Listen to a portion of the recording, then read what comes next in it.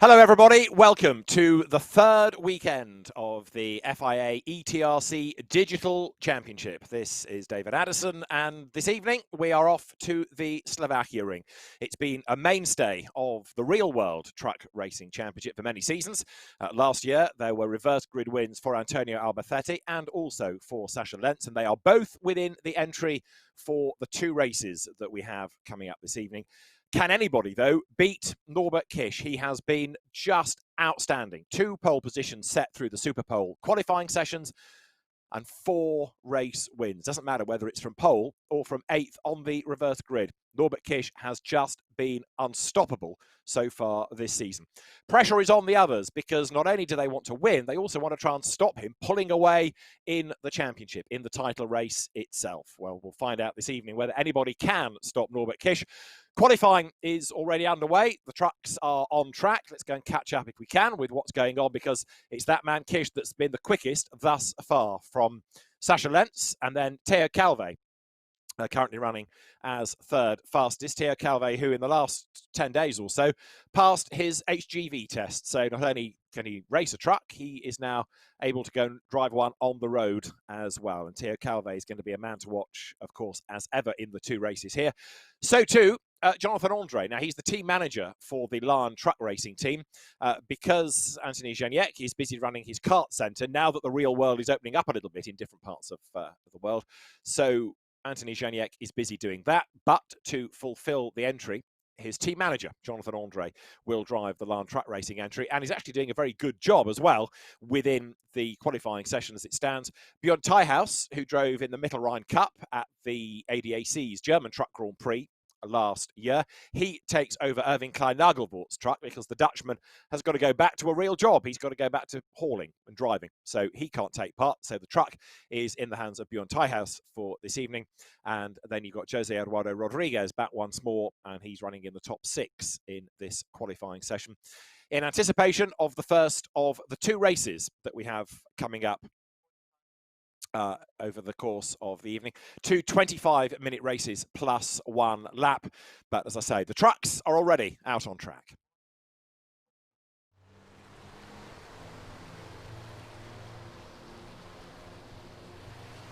To beat. Now, the time that he has done is 2 minutes 42.660. So Norbert Kish in the MAN defecting from Tank-Wolfierens Fansig and Mercedes to a new team that he has created, and the MAN, in order to try and get back to his successful winning ways. Well, so far so good. Certainly in the virtual world, everything looks good. And as Norbert Kish here works his way up across the last few minutes of the session, let's see whether or not he is going to be able to go yet faster and push pole position out of everybody's reach.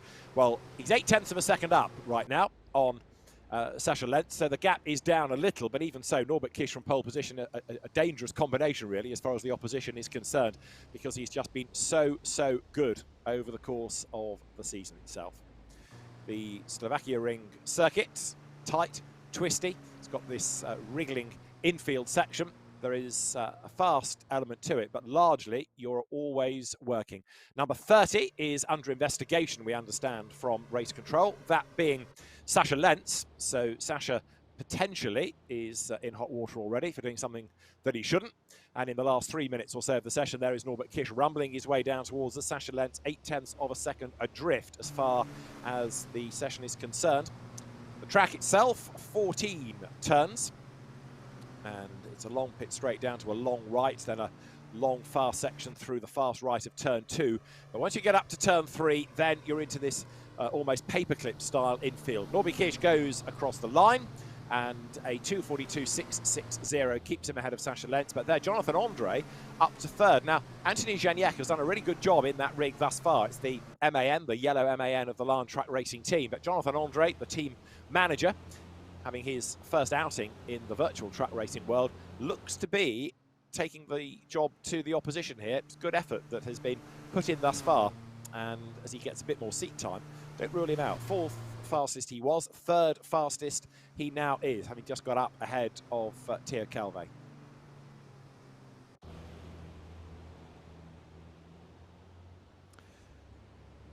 So Tio Calve down to 4th in the sideways Freightliner run by the Bulgaria team. How's his teammate doing, or teammates plural? Well, Adam Lachko is 9th and Alia Koloc in 11th, which I think I'm right in saying is what we have in terms of the entry, 11 trucks. We were going to have more, but Lucas Hahn was away testing at Most and hasn't been able to get back in time. We have got, though, how about this? Jamie Anderson, who went testing at Most, like many of them did in the week. He has stopped at Sasha Lentz's house on the way home. He's taken his sim rig with him, so they're sharing the internet costs here and racing from the same place, from the same room, but deadly rivals out on track. There is Teo Calve then, new HGV licence in his proverbial pocket. His father Fabien, champion, administrator, and indeed the French commentator for the FIA ETRC. And Teo Calve has had a pretty good season thus far. Yes, granted, he's not been a race winner, but he's had a 4th, a 3rd, and a couple of 2nd places. So the win is almost there, isn't it? It's within reach. He's knocking on the door of it, but he needs to qualify just a little bit better because the good results tended to have come in the reverse grid races. So there is Teo Calve making the run over the brow down towards us in the last minute of this session. And just as we've had the battle between him and Anthony Janiac for top French driver, so it's between him and Jonathan Andre this evening. That is looking out of turn 14, through which in a moment we'll have Teo Calve. He'll squeeze one more lap out of the session if he needs it. Rumbles his way underneath the gantry, breaks the beam, past the pits, and on that lap Teo Calve no faster. I mentioned Sasha Lentz was being investigated. No further action, says race control. So that's all good. And there you see going through Sasha Lentz in the SL Truck Sport MAN. Sasha Lentz, winner here in real world racing, along with Antonio Albafetti last year. Now, Antonio is in the entry, but he's 6th fastest at the moment, needing to find a bit more time in his MAN. Antonio Albafetti for the T-Sport Bearnow team. Down the pit road comes the SL Truck Sport entry of Sasha Lentz, and there is Albafetti. So the checkered flag is out, and Antonio Albafetti will end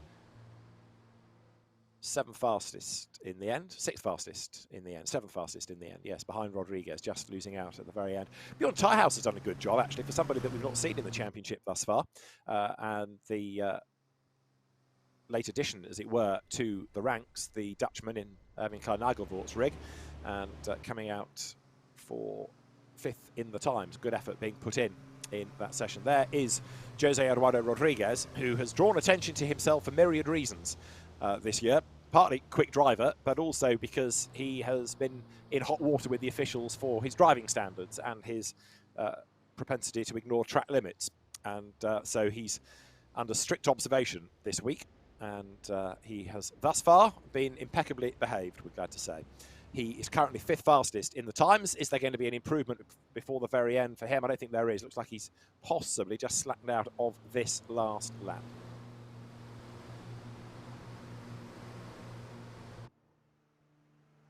So Rodriguez chasing after Teo Calve in the times. But Norbert Kish, Sasha Lentz, Jonathan Andre is the order. And there, round the back of the paddock, comes Jose Eduardo Rodriguez, sideways out of turn 11. Now you see what I mean about this paperclip style, and flinging it sideways, accelerating his way now over the brow. This is the short straight that takes you up towards turn 13, which loops you back round towards the kink onto the pit straight. So there is turn 13, but it looks as though pole position is going to go the way of Norbert Kish from Sasha Lentz on that front row of the grid. So the MANs are yet again the trucks to beat, looking at the top 3, because John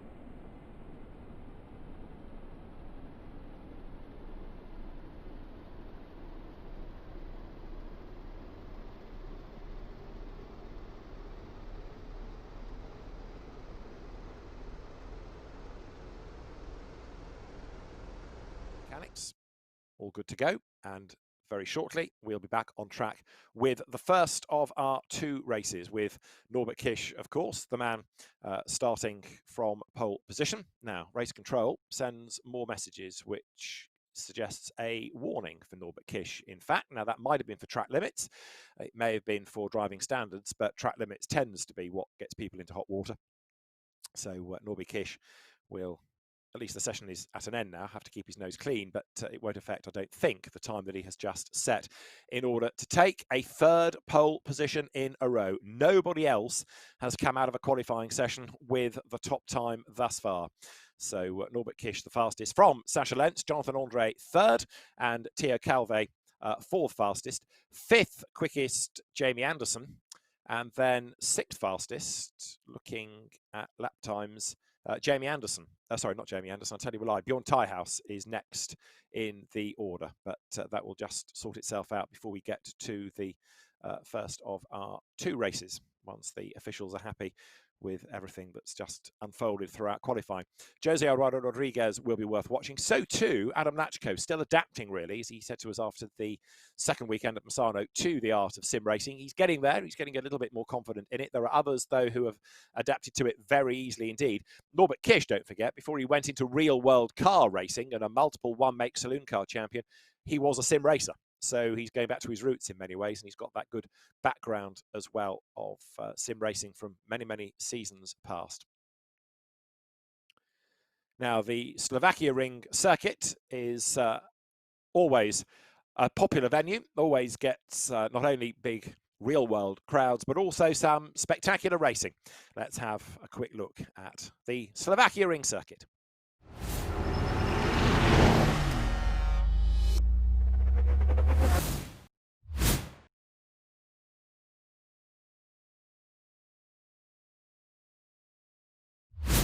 Welcome to Slovakia Ring.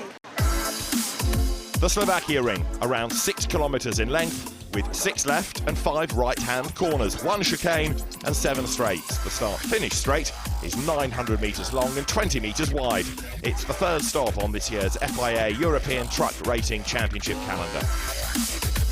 It has a very fast corners, which are quite difficult. I mean, the 2nd corner is flat out, it's 160, but it's not an easy corner, you know. I mean, you make a small mistake and you are off and you are in very high speed.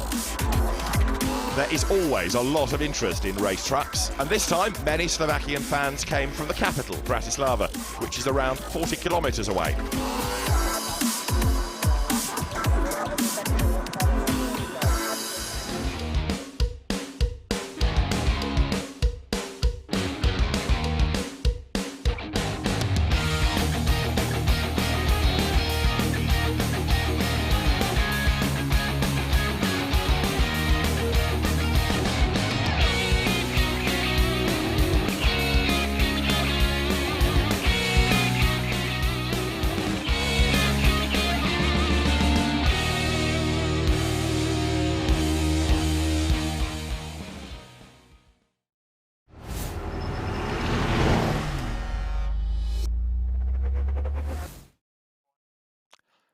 So that is the Slovakia Ring in the real world. Now we're about to see virtual racing on this popular circuit, and Norbert Kisch starts very much as the favourite. What can he do to maintain this outstanding 100% record of pole position and a race win at every venue? This our 3rd weekend of action.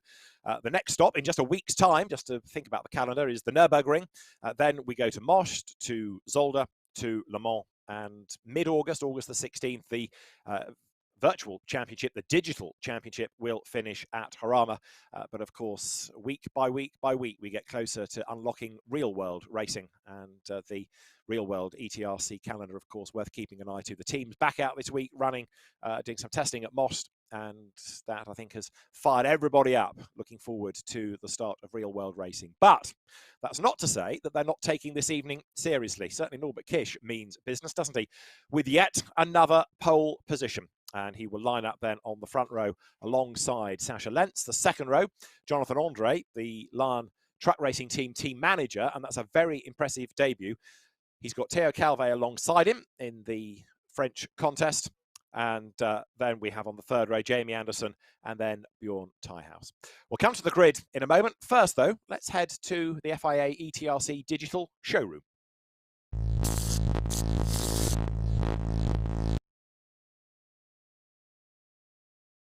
Is the MAN driver for a new team this year, T-Sport Bernau.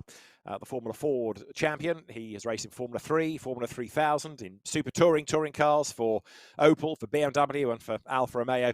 He started off in track racing way back in 2003. Champion in 05, in 2006, 2010. Third 2 years ago, runner-up last year. And this new team, T-Sport Bernau, is a merger between Lutz Bernau's squad and the British T-Sport team.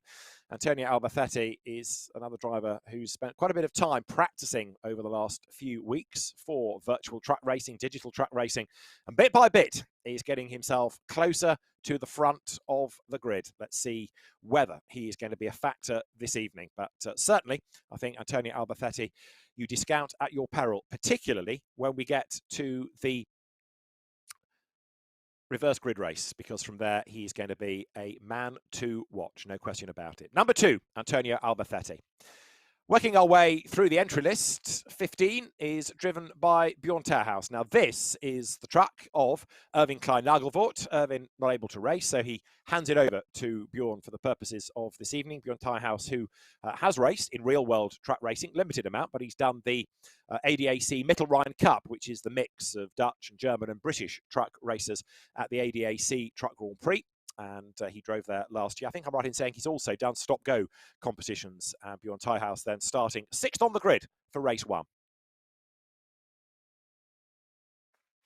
Shane Brereton is another driver to keep an eye to, although Shane is a little bit further back on the grid.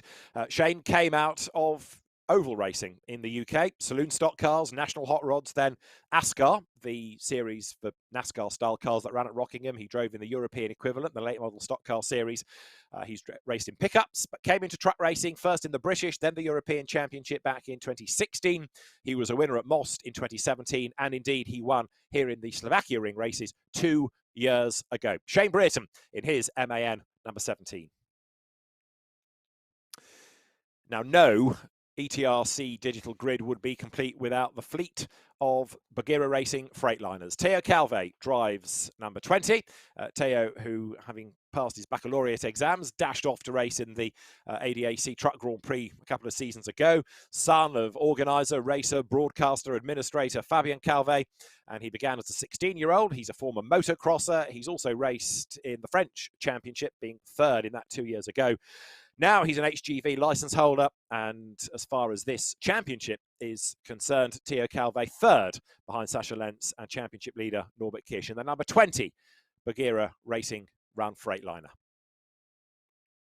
Now, what about Jamie Anderson, ex-rally driver from the British Rally Championship with a Ford Fiesta RS, came into track racing in 2017. Rally rival David Jenkins, part of a good track racing family, was the catalyst to get him involved, and he has merged his time between the BTRA, the FIA ETRC, and some British rallies as well.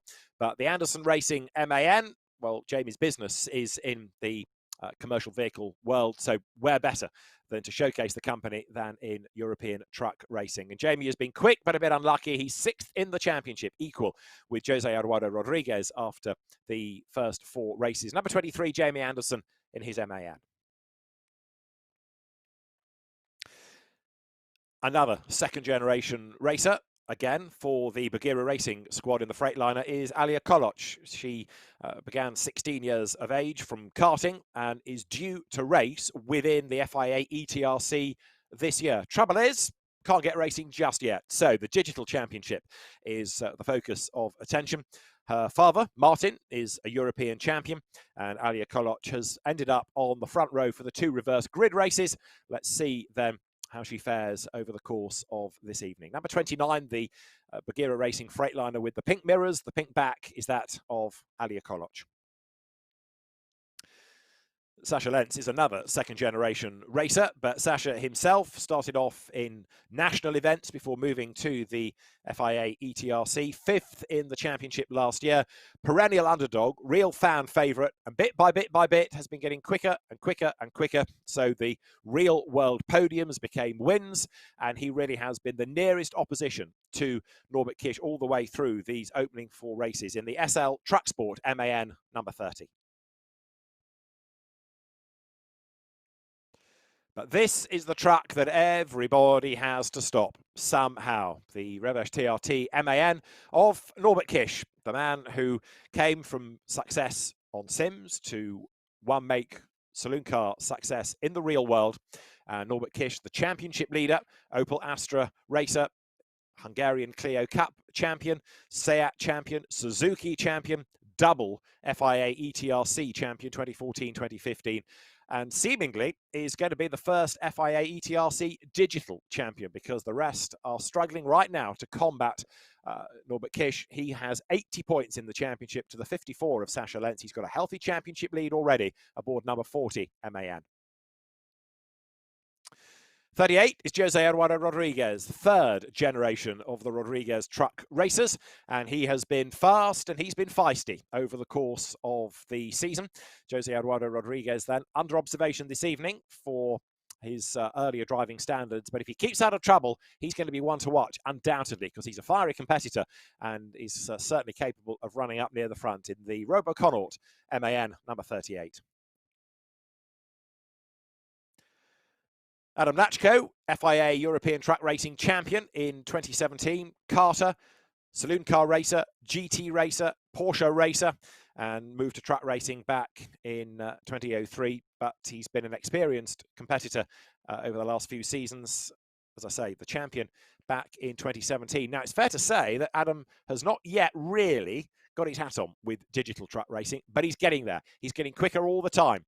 And so Adam Lachko, I think, will make another step forward this evening in the number 55 Bagheera.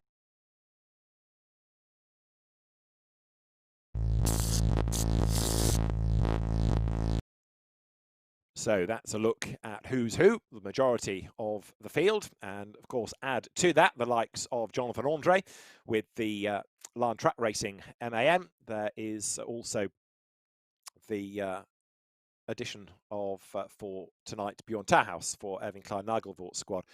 So it's going to be interesting to see who comes out on top once we get going, but Norbert Kish has to start as the favourite. Very shortly, once everybody is ready, they've had the 5-minute signal, the drivers will go to the grid. Effectively, what that means is they'll log onto the server, and as they do so, the trucks will appear on the graphics, pinging their way onto the grid. We will have, before all of that, of course, the Mercedes pace truck, the Mercedes Actros, the official pace truck that will lead them round on the formation lap. And before all of that, the official truck, the Ford X-Max, will do its lap before we get the first of our 2 Slovakia races underway. It's another interesting jumbled grid. We've had some spectacular racing thus far, but through it all, Norbert Kish has just kept on scoring the points, whether it's from pole position or whether it's from 8th on the grid in those reverse grid races. He's just looked mighty thus far. So is it going to be a battle for second place? Are we going to see Sascha Lentz versus Jonathan Andre and Theo Calvé all squabbling over second, or can they take the battle to Norbert Kish, the race leader? We will find out shortly then when the trucks start to make their way off on that formation lap. This the 5th race of the season within the FIA ETRC digital competition, and Norbert Kish doing an outstanding job thus far. The drivers, I can see, are getting themselves ready. They are connecting to the servers, and that means that the grid is starting to form.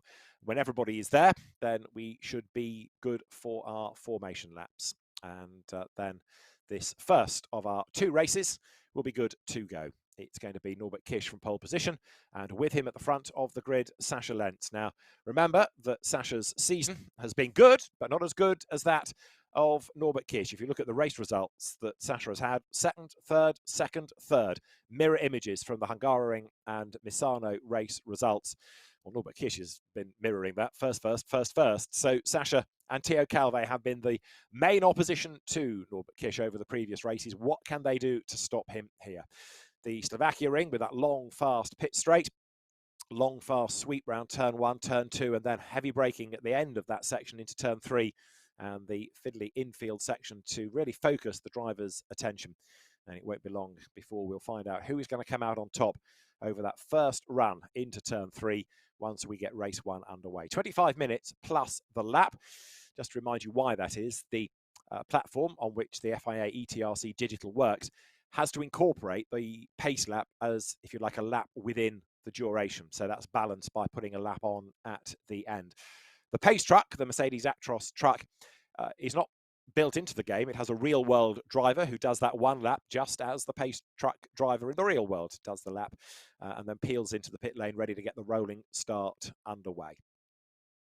So as the drivers get themselves ready, we should have 11 for the grid, and Antonio Alba for T-Sport Burnout, taking on Jonathan Andre, Bjorn Tarhaus, Shane Brereton, Tia Calve et al. And very shortly they will all be released on to the grid. So first of all, we can catch up with the build-up to our first of 2 races, the Ford F-Max lap. The official truck of the FIA ETRC Digital is set to get underway.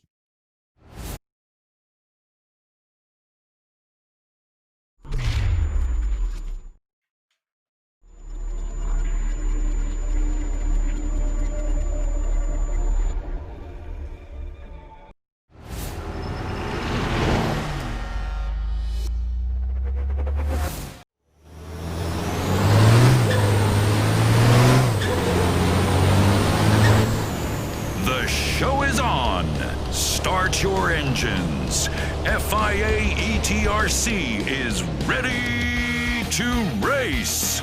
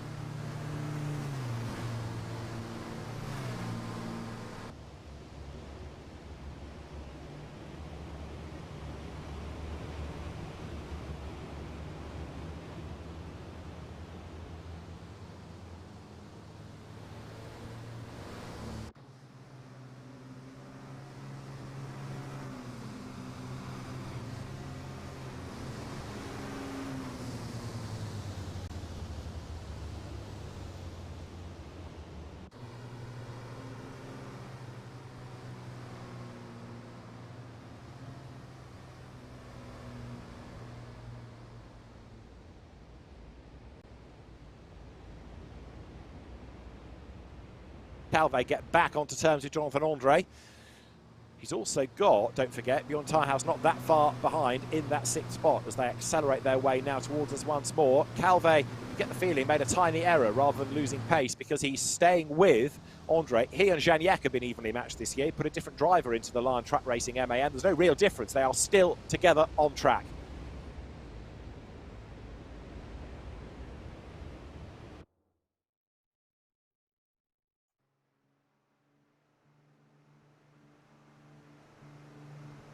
So Norbert Kish holds sway.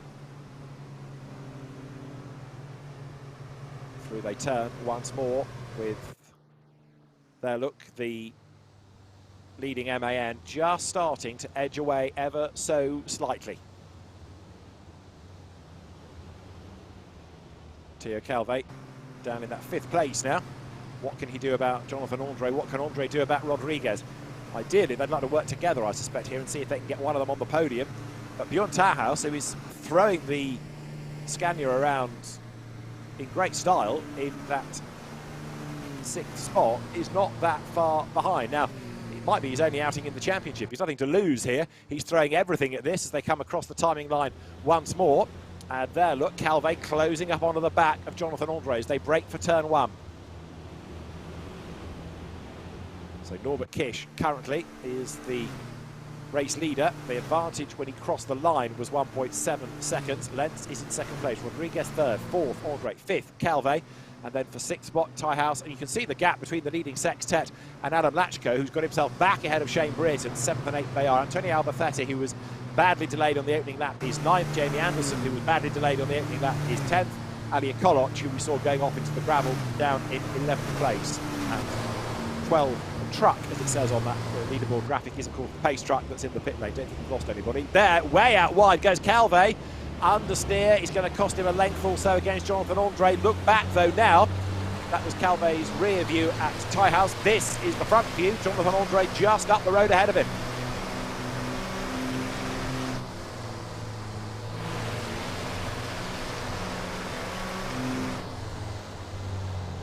Calve braking hard. And again, washing out wide, needs to find the clipping point for the corner. It's another hairpin, effectively, tight right-hander. Back onto the power now. The gaps don't look that big, but of course, when you're governed to a maximum of 100 miles an hour, even though the acceleration is good, you need to keep momentum up all the time. It's not that easy to suddenly bring down a gap, unless somebody makes a mistake in front of you. So Calve here, turns with a left-hander. Back onto the power now, speed building, over the brow.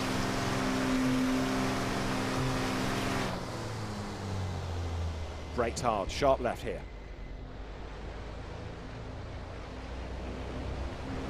Through turn 11, that S opening up, but you've got to be careful not to get the power down too soon, or indeed brake too late coming into turn 10, because that compromises the whole run.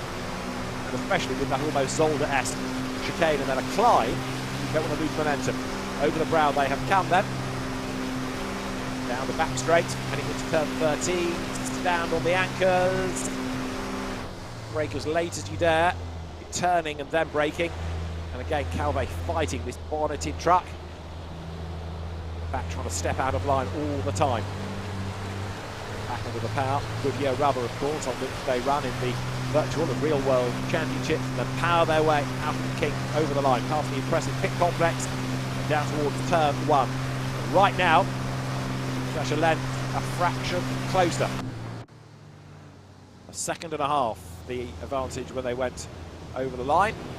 Up to 1.6 at the first timing point of the lap. But as they accelerate their way towards us, Lentz is certainly not giving up here.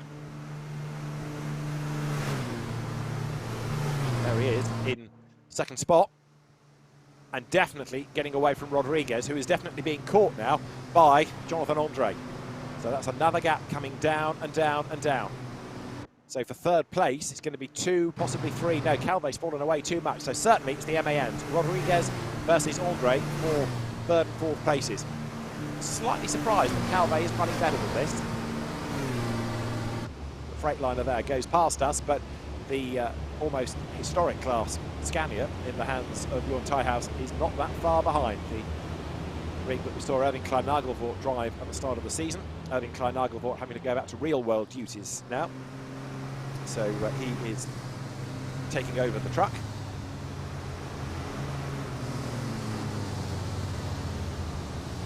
There is Jose Eduardo Rodriguez, part of the 3-generation-strong dynasty in track racing. But he's going to have to look to his laurels in a minute, isn't he? Because there, Jonathan Andre is closing all the time. 10.5 minutes plus the lap still to run.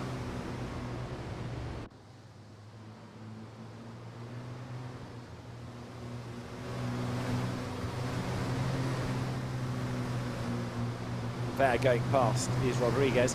Janiek is next in the queue.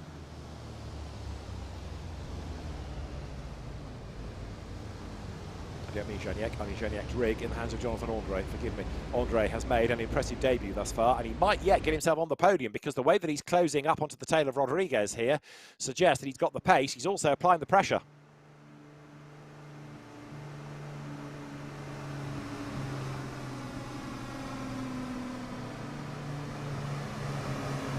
So there you've got Rodriguez going through. And all the time, these two for third and for fourth places, squabbling amongst themselves.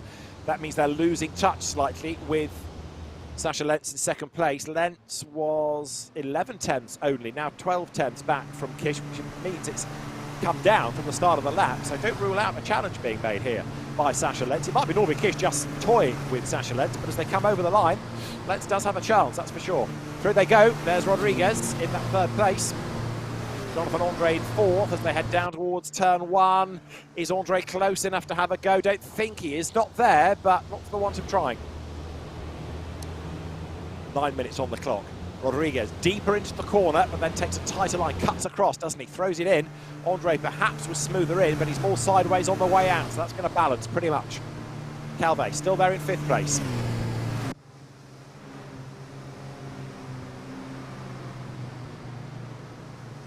Tiehouse is 6th, 7th is Lachko, 8th Alba, 9th Anderson. Now don't forget that it's the top 8 you reverse for the race 2 grid, so Antonio Albafetti and Adam Lachko possibly for the front row of the grid. There was hope that we were going to get Lucas Hahn in the entry this evening. Lucas, the son of reigning and indeed multiple European champion Jochen Hahn, but he's not made it back from Most in time. So the other teams were happy to have him take part, but he hasn't got back, still travelling back from the Czech Republic. So hopefully he'll be out next time in the FIA ETRC Digital Championship. But the name Hahn on any grid always strikes fear into the heart of the opposition. If it's father and son in the real world championship this year, that's going to be quite formidable. There, wide, is Rodriguez. Andre snapping at his heels. Can he get the tighter inside line here? Look, as they come towards us, when he has a think, he has a look, but he can't quite muscle up alongside Rodriguez, who hangs on to the place, but you can see that Jonathan Andre is really going for it. Behind them, in that 5th place, is Theo Calvé. And Rodriguez again drifts out wide. The pressure is starting to tell here a little bit. He's got the pace, yes. He's still got the place, yes. But certainly he's being given a hard time by there behind him, number 6, Jonathan Andre. Andre brakes late. Doesn't get into the back, thankfully, of Rodriguez and therefore create contact. Sascha Lentz, I'm tempted to say, is having his best drive yet here in terms of staying with Norbert Kish for a longer period of time. Okay, he might not be yet challenging for the race lead, but he's not fallen away. Norbert Kish hasn't run off into the distance here. So Sascha Lentz there trying to close again as they head up towards turn 13. There's lots of drama in the background going into the chicane, which I think was Adam Lachko and Antonio Albafetti and Jamie Anderson all getting themselves together. And if that sorts itself out, it could be a different driver on pole position. So we'll check back in a moment for 7th, 8th and 9th. Here, though, is 3rd and 4th. Rodriguez versus Andre as they come now up towards the line. Theo Calvé goes through as well. 3rd over the line. That's Rodriguez. Andre 4th and 5th through is Calvé, who for some reason just does not seem to have the pace here. He lost that place early on to Andre and hasn't really been able to not only get it back, but nor stay on the tail of his fellow countrymen ahead of him.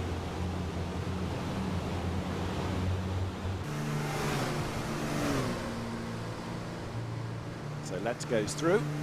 There is Rodriguez Andre, and then charging on behind is Theo Calvé. To the eye, he might be just a little closer, Theo Calvé, but I think it's perhaps too little. 6 minutes are on the clock, plus the lap.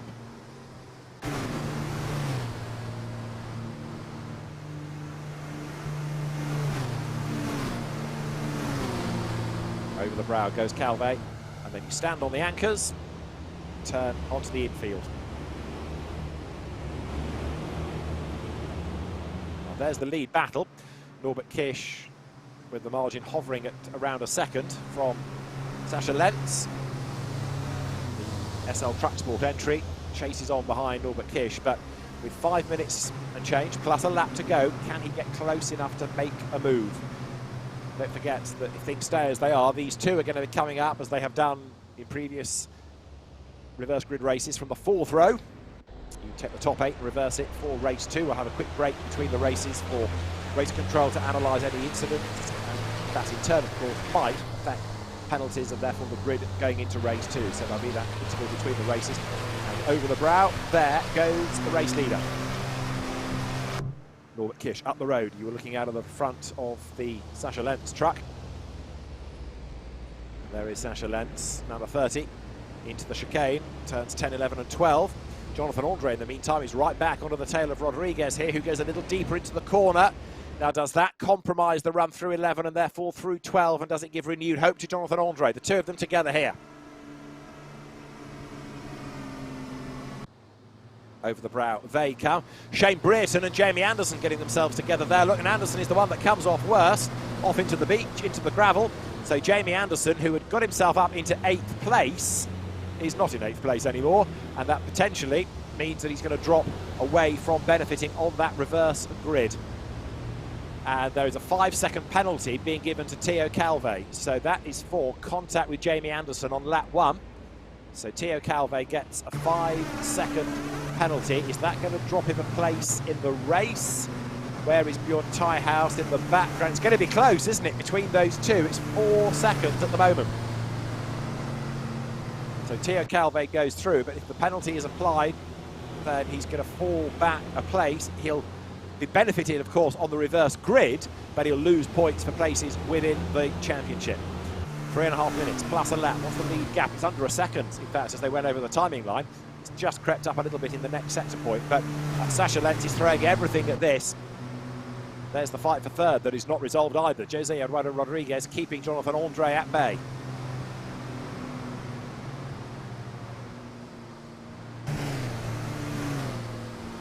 Andre in 4th gear, speed building all the time now to 160 kilometres an hour. They're governed at 100 miles an hour, remember? And then you stand on the brakes, and Andre has a look to the inside. Now that was more in hope than in anticipation, I think. He tried to unsettle Rodriguez, didn't work.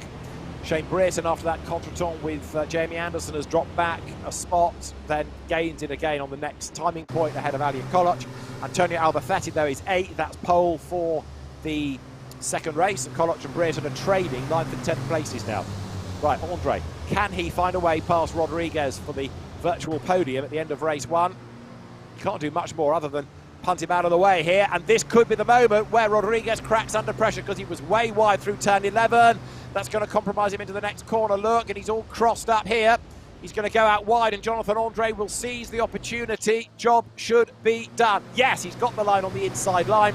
Here they come towards us, and finally Jonathan Andre goes through, but now he carries the speed. He's going to go wide, and Rodriguez tries to nibble up the inside, rides the curve, but he couldn't go through.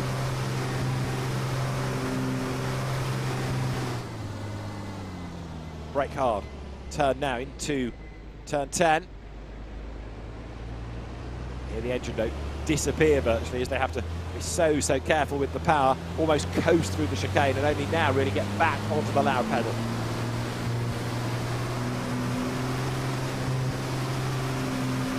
So Jonathan Andre come over the brow.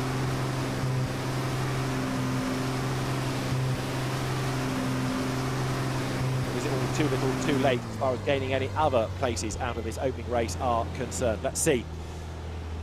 So Jonathan Andre with a minute and a bit plus the regulation lap at the end comes through, lapping in the 2:43 at the moment. So I'm going to get 2 more laps out of the race, and over the line there'll be this, and then the regulation lap at the end. Looking back from this man, Antonio Alba, he's on target now for 8th, which is pole for race 2, but Adam Lachko is ahead of him.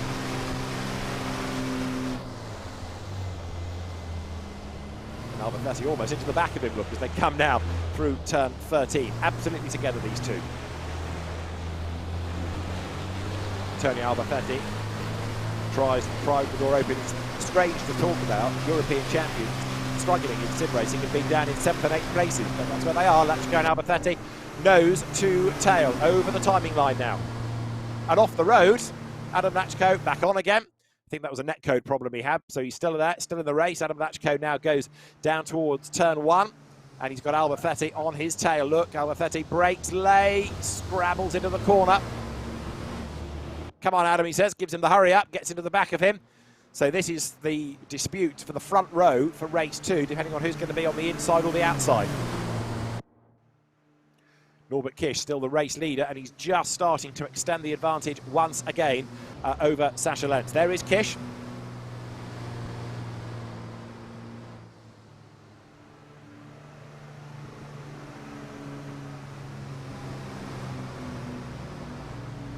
So through comes Norbert Kish, and there will be one more lap at the end of this, but Sascha Lenz looking even closer. The gap was a second, now it's down to 7/10. Now, is this Norbert Kish making a race of it, giving hope to Sascha Lenz, or is he genuinely not quite the runaway victor that he's become used to being? Because certainly Lenz is taking the battle to him. Sascha Lenz then almost on the back of Kish here, look, as they come over the brow into turn 11. And then they'll ride the brow down towards us once more at turn 13. But as you look into the distance, Norbert Kish just slightly better, it seems, coming through that section of the circuit. And now accelerates clear once again. The Alba Jamie Anderson incident is also being looked at by race control. So you understand why we have the break between the races, to make sure that everything is as it should be. Because right now, there's quite a lot to be looked at post-race. Here they come towards us then with one more lap to run. Norbert Kish looking as though it's going to be another race win for him as he heads now up towards the timing line, ready to start the last lap here at the Slovakia Ring.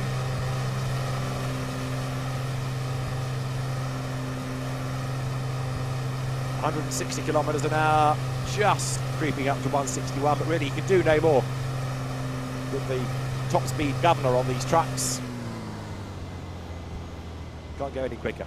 Break into turn 1 now, and Sascha Lenz close behind, and then drops back just a little bit. We're on the last lap, race control confirms, and as the trucks now sprint towards us, Norbert Kish looks to try to build that gap on this last lap of the race.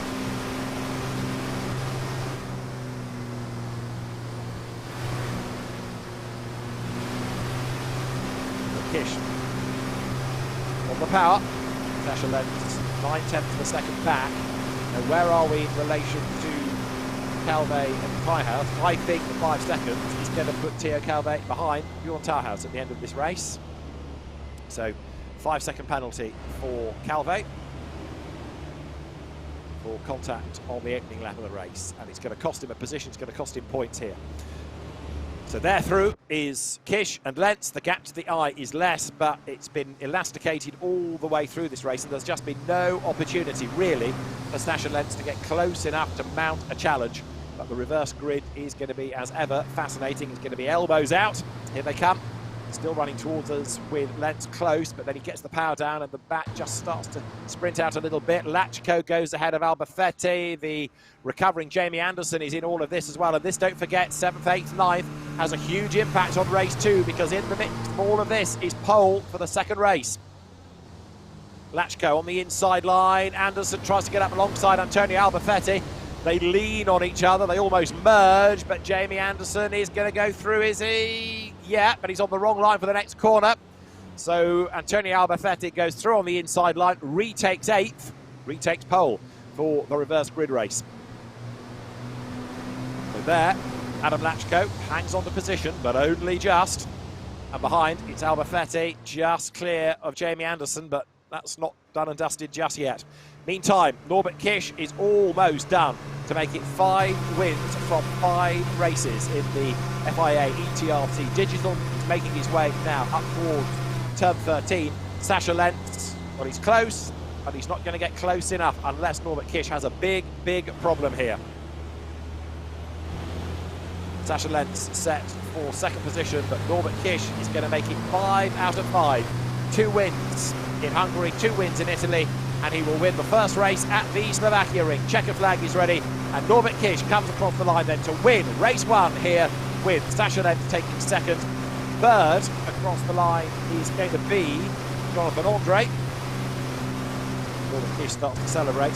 Fourth is going to be Rodriguez, and then fifth it is on the road, Calve, but Tiehouse will take that on corrected time. So Bjorn Tiehouse, 5th and 6th is Theo Calve because of the penalty. That, I think I'm right in saying, is Theo's worst results of the season. Yes, 4th was previously his worst, but 6th because of the penalty drops him down the order. So now there is the time for any protests to be heard, but still we've got the rest of the pack to come through. So 7th place, Adam Lachko, and who takes 8th? It's going to be Albafetti on the line. So that will be Antonio Albafetti for pole position for our second race. 9th going the way of Jamie Anderson. There for 10th, Shane Brereton. 11th will be there, Alia Koloc coming through now in the 3rd of the Freightliners. So Alia Koloc goes through, and as I say, that penalty applied to Theo Calve will drop him 1 place down the order. So good stuff, some good racing as we expected, some good battling. And who are the standouts? Well, on the one hand, Norbert Kish. I suppose you could also give mention to Jonathan Andre, because first time out in the championship, and also Bjorn Tiehouse, his first outing, and in, I know it's a sim race, I know it's digital, but even so, that Scania is a venerable old beast. It's not normally one of the quickest. So great job done by Norbert Kish, victorious once more.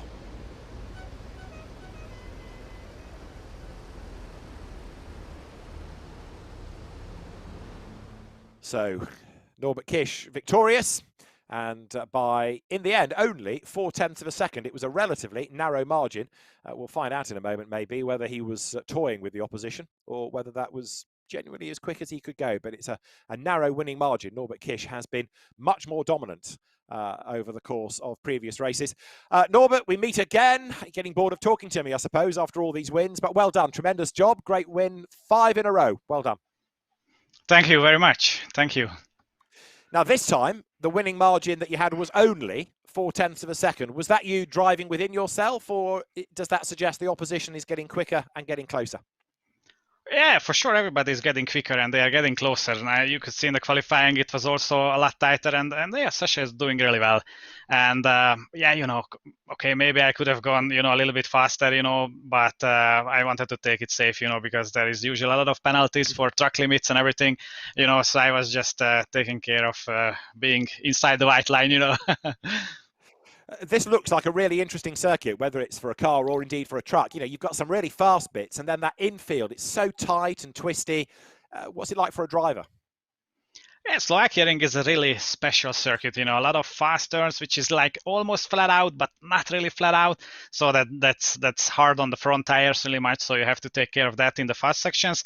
And yeah, the slow hairpins, you know, and then the S's is like really technical, and it's quite hard to get the line right and to find the traction, you know, so that the rear don't step out on you when you try to accelerate out of these hairpins, and when you make the S's, it's really difficult. Yeah. So you have to be a little bit of a traction control yourself, you know, with your foot. I was going to say, it seems you have to be really patient, knowing exactly when to nail the throttle, when to really go for it and accelerate out of certainly that 10, 11, 12 hairpin S's sequence. Sorry, I couldn't understand that. You have to be patient with the power, knowing when to accelerate out of that section of corners. Oh yeah, of course. It's one of the most important things is to, you know, to find the traction that you that your tires have on the rear axle, so that you have, a good exit, not too careful, because then you are slow, but also not to go sideways, because drifting is also looks good, looks nice, especially with such a big machine. Drifting looks. So now you've got to do this from 8th on the grid. Is another win possible?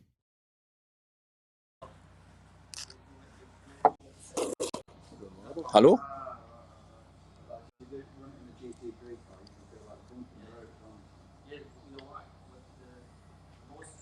Hallo? Ja?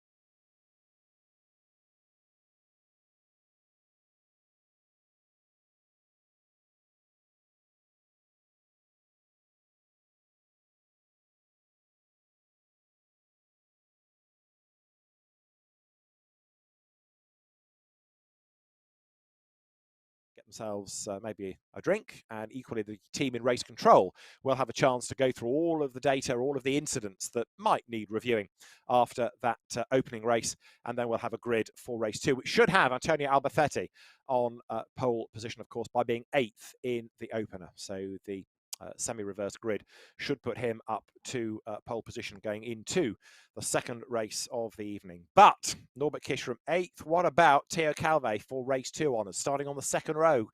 Okay, he's lost out because of the penalty, but it actually helps him for the second race, moves him up the grid just a little bit. If he can get through that front row and maybe get away because he's got good pace, well, he could be another driver to watch as well. Race 2 will be another 25-minute race, plus the regulation lap at the end. And it'll be interesting to see who comes out on top. But you've got to say that Norbert Kish probably is going to be that man once more, having been so impressive in the opening race. So Norbert Kish is the winner yet again. So that's 5 out of 5 for the Hungarian. Second place, yet again, Sascha Lenz. So mirroring what he's been doing really in the first races of each of our ETRC digital rounds thus far. In other words, a second place in race 1 of the previous 2 meetings mirrored here. But Jonathan Andre, third, first time out in the championship and doing a very impressive job indeed in the LAN Truck Racing MAN to take a podium finish. Jose Eduardo Rodriguez then takes 4th. Another good effort for Rodriguez, especially bear in mind that he started on the 4th row of the grid. Now, okay, he benefited maybe a little bit on that opening lap with all sorts of dramas going on around him. But even so, a good run by Rodriguez, and elevated to 5th because of the Theo Calvé penalty. Bjorn Teichhaus, first time out in the championship for him. And Theo Calvé coming through for 6th position. That penalty costing him 5 seconds, and because Teichhaus was within that, so you switch the two around for the purposes of the results.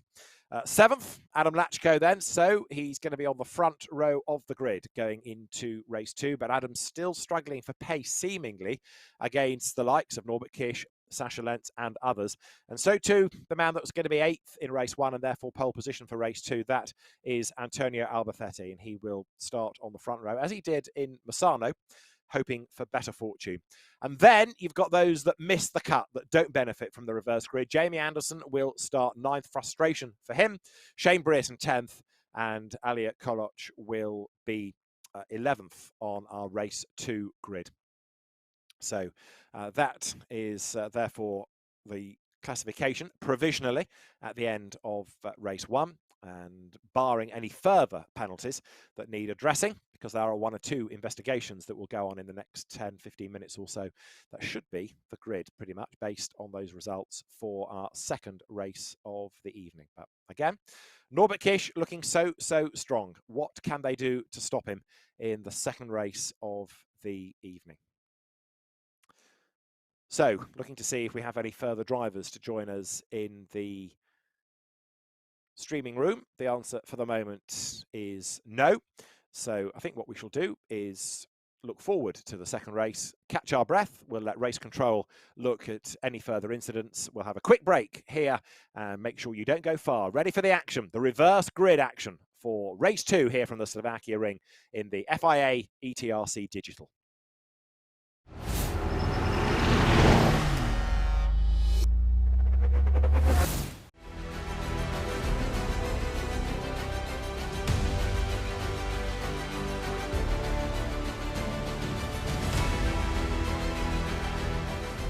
At home in Germany, on the go in the world. Every year, up to 20,000 vehicles drive from our depot in the Swabian town of Burtenbach out into the world. Novum is our new fully revised trailer concept. Novum not only introduced the new external frames and body, but also the new optimally designed Kugel modular system with optimized uniform new modulus assemblies and components. In the category concept, first place was awarded to Burtenbach. Kugel's innovative Novum generation trailers have been awarded the International Industry Prize Trailer Innovation 2019 in the Supreme Discipline Concept at IAA Commercial Vehicles.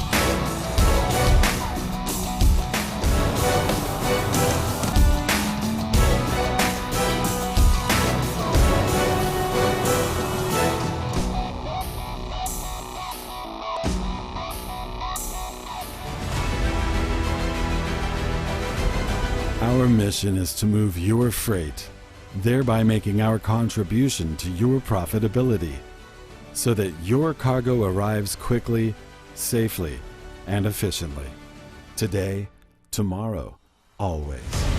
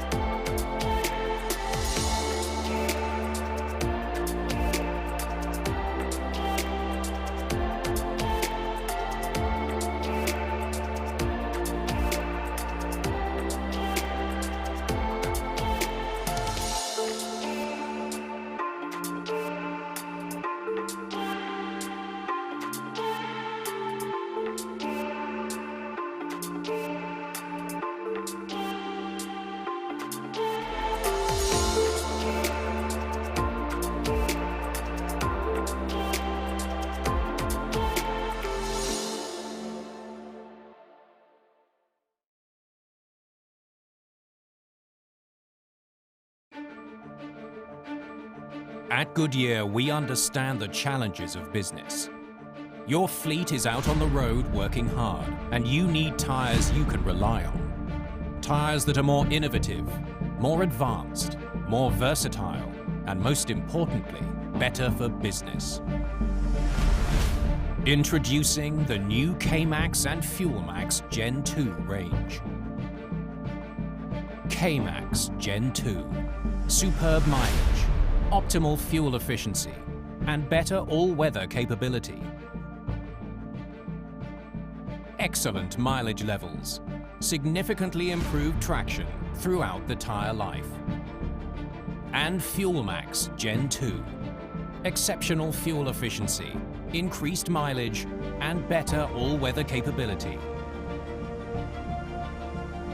Excellent fuel efficiency, significantly improved all-weather capability. Gen 2. More innovative, more advanced, better for business. Welcome to the next generation. The new K-Max and FuelMax Gen 2 range from Goodyear.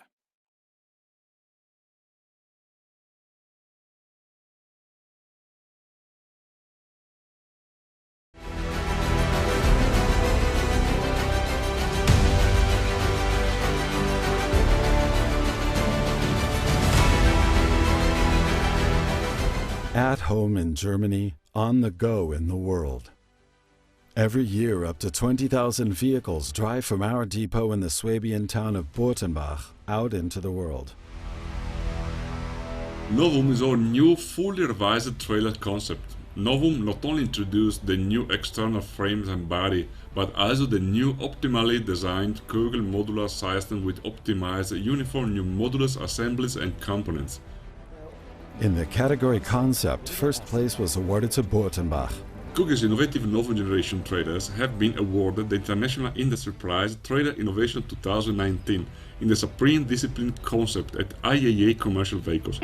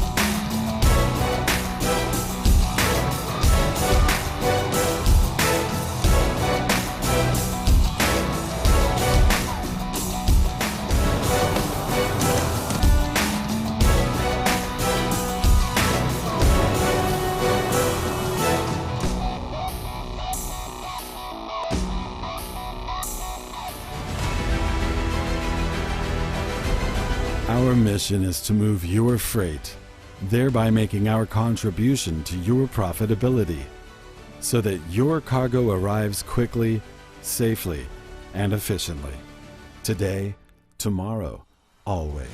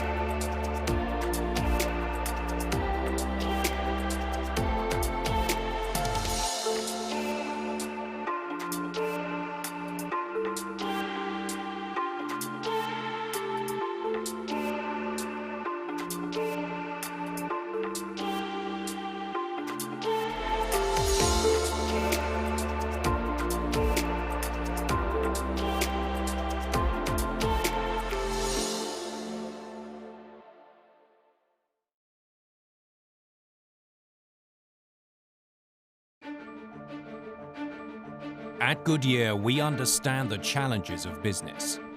Your fleet is out on the road working hard, and you need tires you can rely on. Tires that are more innovative, more advanced.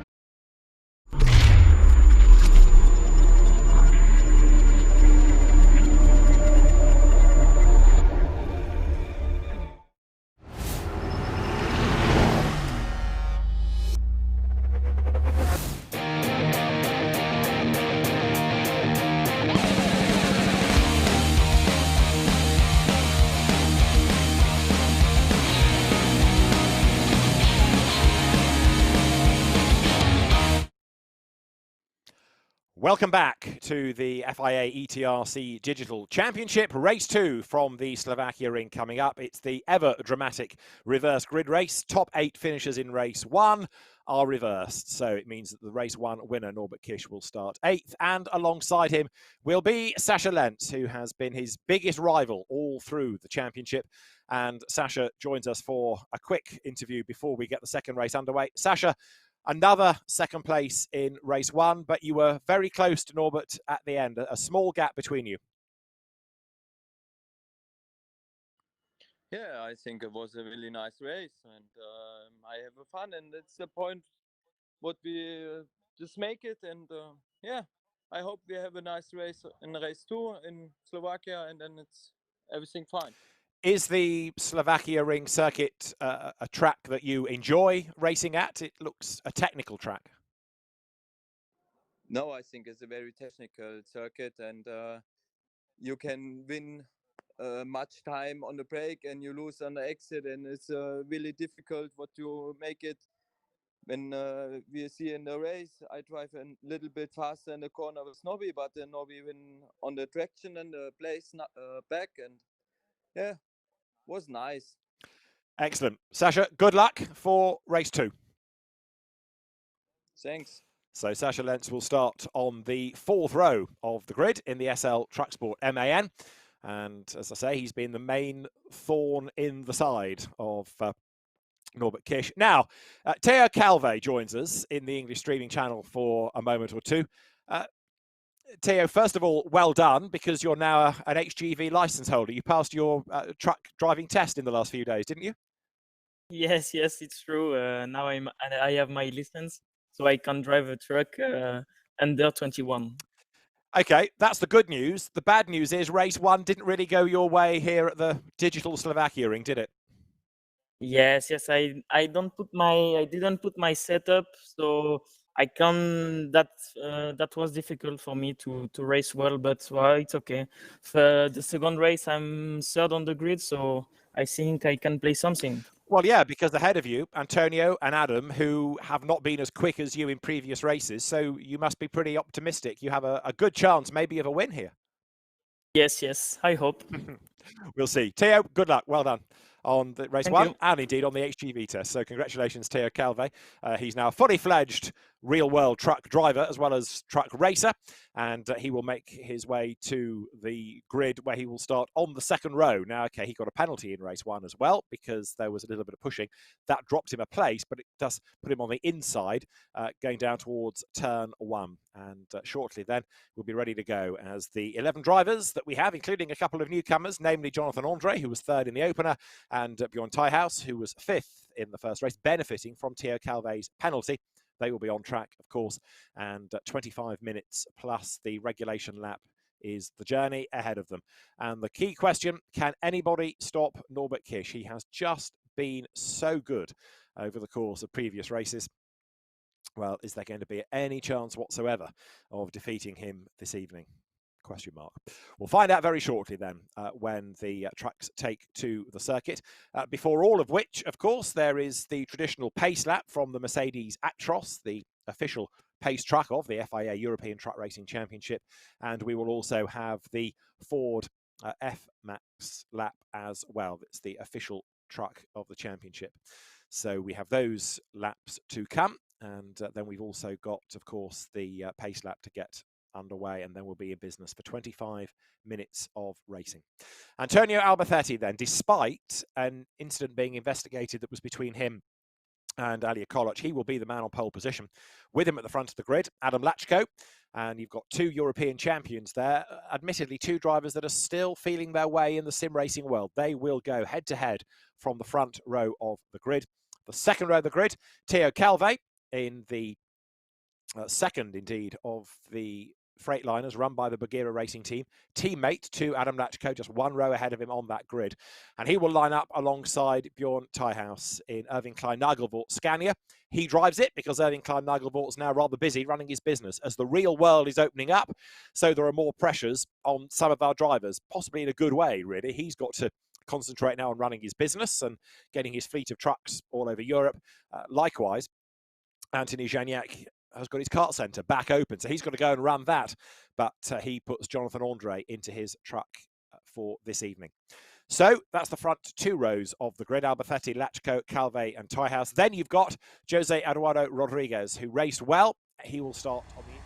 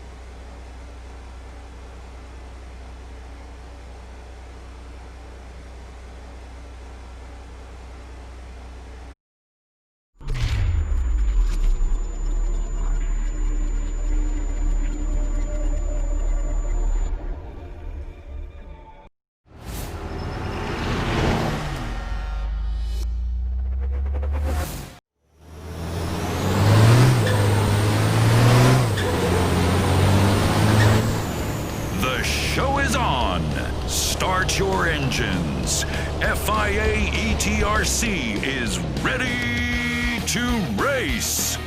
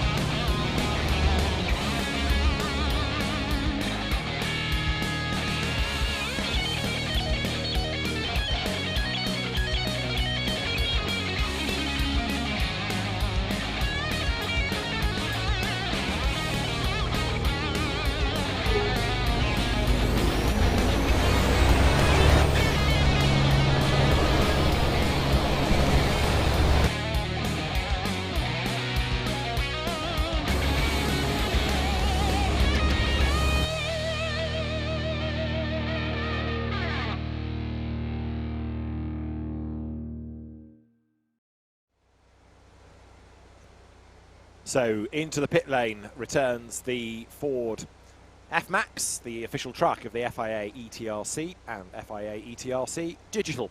There is the pace truck then, which is the Mercedes Actros. And when Rolf Werner, the clerk of the course, is happy, he will give the signal for that to leave the line. And then we will be almost ready to go racing. 25 minutes plus the regulation lap here at the Slovakia Ring. So the red lights go on and the lights are extinguished. Then the pace truck will blast away. Everybody sets off in pursuit. And as the rings rumble their way down that very long, very wide pit straight, Norbert Kish, remember, is the man starting 8th on the grid. Is he going to be able to come out on top yet again? good in the championship, you kind of hope somebody's there to defeat him, but Norby has been the class act all season, so he's the benchmark by which everybody else is being measured. Front row then, Antonio Albafetti, 3 times a European champion. Alongside him, Adam Lachko, 1-time European champion. Second row of the grid, Theo Calvé, began as a teenager, and he is very much a potential winner if he keeps out of trouble on the first couple of corners. And alongside him is Bjorn Teichhaus, who's having a great night in the Irving Klein Nagelbort Scania. Third row of the grid, Jose Eduardo Rodriguez. He also is a potential podium finisher. And Jonathan Andre, who is going to be alongside him, has raced well on his ETRC digital debut as well. And then you've got the big two, Sascha Lentz lining up alongside Norbert Kisch. And let's find out whether Sascha Lentz is going to be able to keep Norbert at bay. He's showed good pace in the opener. Then those that missed out on the reverse grid come next. Jamie Anderson lining up alongside Shane Brereton. There they are indeed as you look from the last rig on the grid, Alba Koloc. So Antonio Albafetti, the man on pole position, he has had a 4th as his best result of the season. Adam Lachko alongside him has had a couple of 6ths. Pace truck's way sideways, so that's pressing on, no argument about it, as the field now turns its way through the infield. So you get to turn 3 and you do a bit of a wriggle, and then you get to turn 8 that kind of mirrors turn 3 because it's an even tighter hairpin on the infield, and then speed builds a little bit coming through turn 9, but the hairpin at turn 10 can catch you out with the chicane straight after. So can Albafetti steal the march on Lachko, and can Calvé get himself into the lead? If he can, I suspect Theo Calvé has a chance of getting ahead and building the lead while the rest are fighting, especially the likes of Kisch and Lentz through the traffic. But as we know from the opening lap of any reverse grid track race, it can all kick off at the opening corner. Everything can look very different. So through the infield of the Slovakia Ring they come. That's out of turn 9. Making the run towards us here. And there is the pace truck with Albafetti and Lachko ready to race. Come over the brow.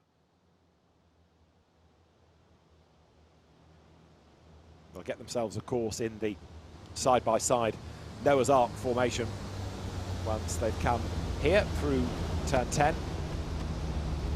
And then over that brow at the end of the S sequence of corners with, and you see the clock ticking on down, quite a chunk of time lost on the pace lap, but a flying lap is over 2 minutes and 40 seconds. It's not a short lap, it is a good long lap round the Slovakia Ring. And as Norbert Kisch said after race 1, fast bits, technical bits, it's a good circuit, the drivers like it, but that last sequence they've just gone through, you've got to be so patient with the power, otherwise it all unravels very quickly indeed. There's Antonio Albafetti then. He makes the run up towards us. The pole position driver with Adam Lachko alongside. Theo Calvé starting on the 2nd row, Norbert Kisch on the 4th row. So let's see who's going to come out on top of our second stanza of the evening. There's Antonio Albafetti. Squirt of acceleration. Adam Lachko parries that, gets back up alongside him. There's Theo Calvé then. So of the Freightliners, it's the one with the blue mirrors, which is Calvé. Pink mirrors for Alba Koloc, and the yellow markings, seat at the rear of the truck as well as on the mirrors there for Adam Lachko. So out of turn 14 they will come. Pace truck peels in. We are ready to go racing. It's race 2 in the FIA ETRC Digital from Slovakia Ring. Green flag, we are racing, and it's a good start by Lachko, not quite so good by Albafetti, and Calvé tries to get through the middle. It's brave stuff this, but there's the width of the road to do it as they dive down to turn 1. Can Calvé get the advantage? Lachko just ahead of him on the outside line is Teichhaus, and Albafetti is going to lead, and Rodriguez on the inside line. There's drama, Calvé goes around, Anderson is off the road, and Theo Calvé's chances disappear at turn 1, and that's Kisch off the road. Norbert Kisch in the gravel bed as well. So big drama. It's taken Theo Calvé out of the leading gaggle, but significantly Norbert Kisch has gone as well, and it's really broken up the traffic as Albafetti leads from Teichhaus, getting a tap in the tail, and Shane Brereton, who started 10th, is 3rd, and he's nearly 2nd. He's on the grass, he's back on the road, he's into the side of Teichhaus, he's having a big slide, and that involves Albafetti as well, and Brereton's going to hit Albafetti, boom, straight into the side of him. If you can survive a lap, you might win the race. And it means Adam Lachko is in the lead. Tyhouse is second, Rodriguez is third, and a red flag is being shown. A red flag is being shown. So the race stopped. Our second reverse grid race in a row with a red flag. And that, I suspect, is because of all the mayhem that went on at turn 1 and again at turn 3. But a red flag is being shown by the race control team. And here is what happened to Tyhouse. He did the squeeze on Brereton, who was not to be squeezed. But that meant that a huge tank snapper for Tyhouse got into the side of Albafetti. Then Brereton got on the grass, couldn't stop, and bang! Smashes Albafetti off the road. Nothing Antonio could have done about that. He turned in, took his line for the corner, and it was a big, big impact between the two. And so we will have a red flag, and we'll go again as soon as is possible. Now, it is going to be, obviously, a few minutes of a delay before we get everything re-gridded.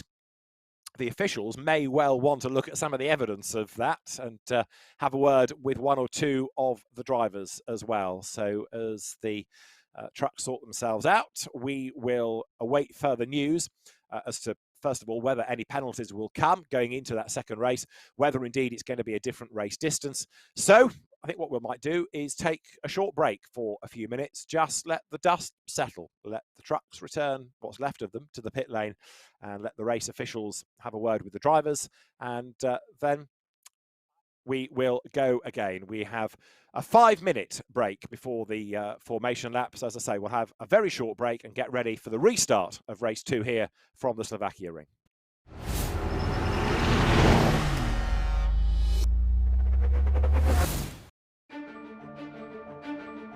At Goodyear, we understand the challenges of business. Your fleet is out on the road working hard, and you need tyres you can rely on. Tyres that are more innovative, more advanced, more versatile, and most importantly, better for business. Introducing the new K-Max and FuelMax Gen 2 range. K-Max Gen 2. Superb mileage, optimal fuel efficiency, and better all-weather capability. Excellent mileage levels, significantly improved traction throughout the tyre life. And FuelMax Gen 2. Exceptional fuel efficiency, increased mileage, and better all-weather capability. Excellent fuel efficiency, significantly improved all-weather capability. Gen 2. More innovative, more advanced, better for business. Welcome to the next generation. The new K-Max and FuelMax Gen 2 range from Goodyear.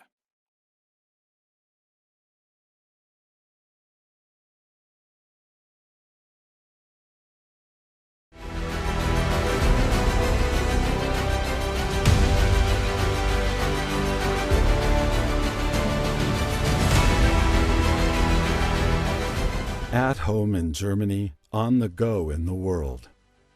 Every year, up to 20,000 vehicles drive from our depot in the Swabian town of Burtenbach out into the world. Novum is our new fully revised trailer concept. Novum not only introduced the new external frames and body, but also the new optimally designed Kugel modular system with optimized uniform new modulus assemblies and components.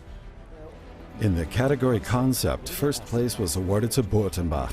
Kugel's innovative Novum generation trailers have been awarded the International Industry Prize Trailer Innovation 2019 in the Supreme Discipline concept at IAA Commercial Vehicles.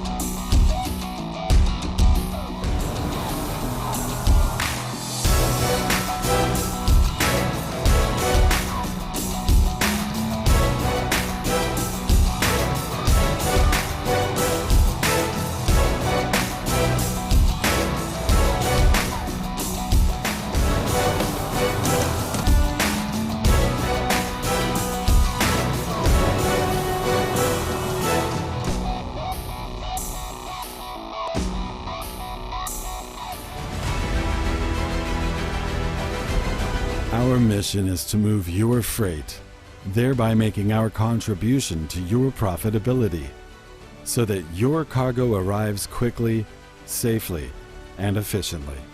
Today, tomorrow, always.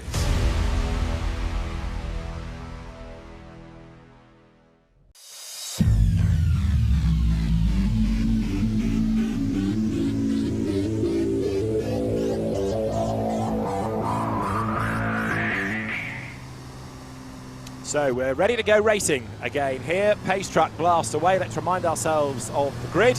Antonio Albacetti and Adam Lachko on the front row. Theo Calve and Bjorn Tyhouse on row 2. Jose Eduardo Rodriguez, the third row, shared with Jonathan Andre. Then it is Sasha Lenz and Norbert Kish ahead of Jamie Anderson and Shane Brereton, with Alia Koloc on her own on the back row of the grid. The red flag was really because of all the carnage, mayhem, and to give people a proper chance. So many trucks off the road, it was decided to stop and start all over again. And Rolf Werner, the clerk of the course, trying to be fair to all of the drivers. Well, it certainly gives the likes of Norbert Kish and Theo Calve a get-out-of-jail-free card, because they were two drivers badly delayed, both off the road. Equally, that was at turn 1. By the time we got to turn 3, Antonio Albacetti was virtually upside down, so it gave him another chance as well. So I think some of the drivers will be quite grateful. Others might be thinking, oh no, I had a chance there with Norbert Kish out of it, but hey. It's a complete reset for everybody, and let's see who comes out on top. It was 3 into 1 not going at turn 1 that really triggered all the drama, but lessons will have been learned from that is for sure. So there you've got Albacetti and Lachko on the front row of the grid, making their way up now towards turn 3, and over the little rise in the racetrack they go. There's Norbert Kish, Shane Brereton behind. So into turn 3 that takes you from the fast outside of the line, as it were, onto this paperclip style infield that's twisty, and it takes an awful lot of concentration for the drivers, as Norbert Kish was saying, not to make mistakes, not to be greedy with acceleration and run wide and risk losing places, losing time there. Pace truck is, of course, you know by now, the Mercedes Actros, everybody running on Goodyear rubber in the FIA ETRC and the ETRC Digital. And as the field comes through, Jose Eduardo Rodriguez sitting on that third row of the grid. He's got to look fairly threatening to all of this. Norbert Kish saying he tries to keep out of trouble. Well, it didn't really pay off for him in the aborted start because he was off the road in the boonies. Let's see what he can do now as we get set to go racing once more. There is Albacetti alongside Adam Lachko. Theo Calve and Bjorn Tyhouse on the second row of the grid. Rodriguez in the blue and yellow Reb O'Connell livery, the MAN alongside there. Look, the Lion Truck Racing team entry, Jonathan Andre, that's Norbert Kish starting on the fourth row alongside that man, Sasha Lenz.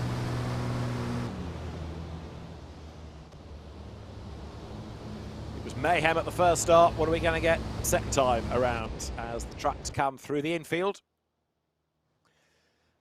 The Slovakia Ring circuit, which is one of the more modern tracks, but a popular one, and has hosted truck racing as well as touring cars, international single-seaters, GT races, and like everywhere, it's looking forward to opening its doors once again as the world unlocks.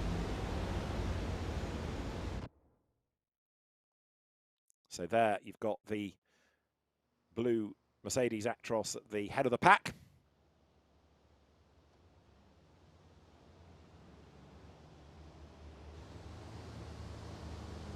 Antonio Albacetti suggesting here, as he accelerates just to get himself ahead of Adam Lachko and then forces Adam to catch up, that he's showing intent, but he's going to have to be really good off the start and cover off that inside line, because that's where Rodriguez seems to be really good. He did it in race 1, did it again at the aborted start of race 2. So as they come down towards turn 13, is there going to be an opportunity for Rodriguez to gain further ground, or can Albacetti hang on to the race lead and keep Calve at bay, never mind Rodriguez? We are about to find out then as the trucks come towards us. Into the pit lane comes the pace truck. The Mercedes is in.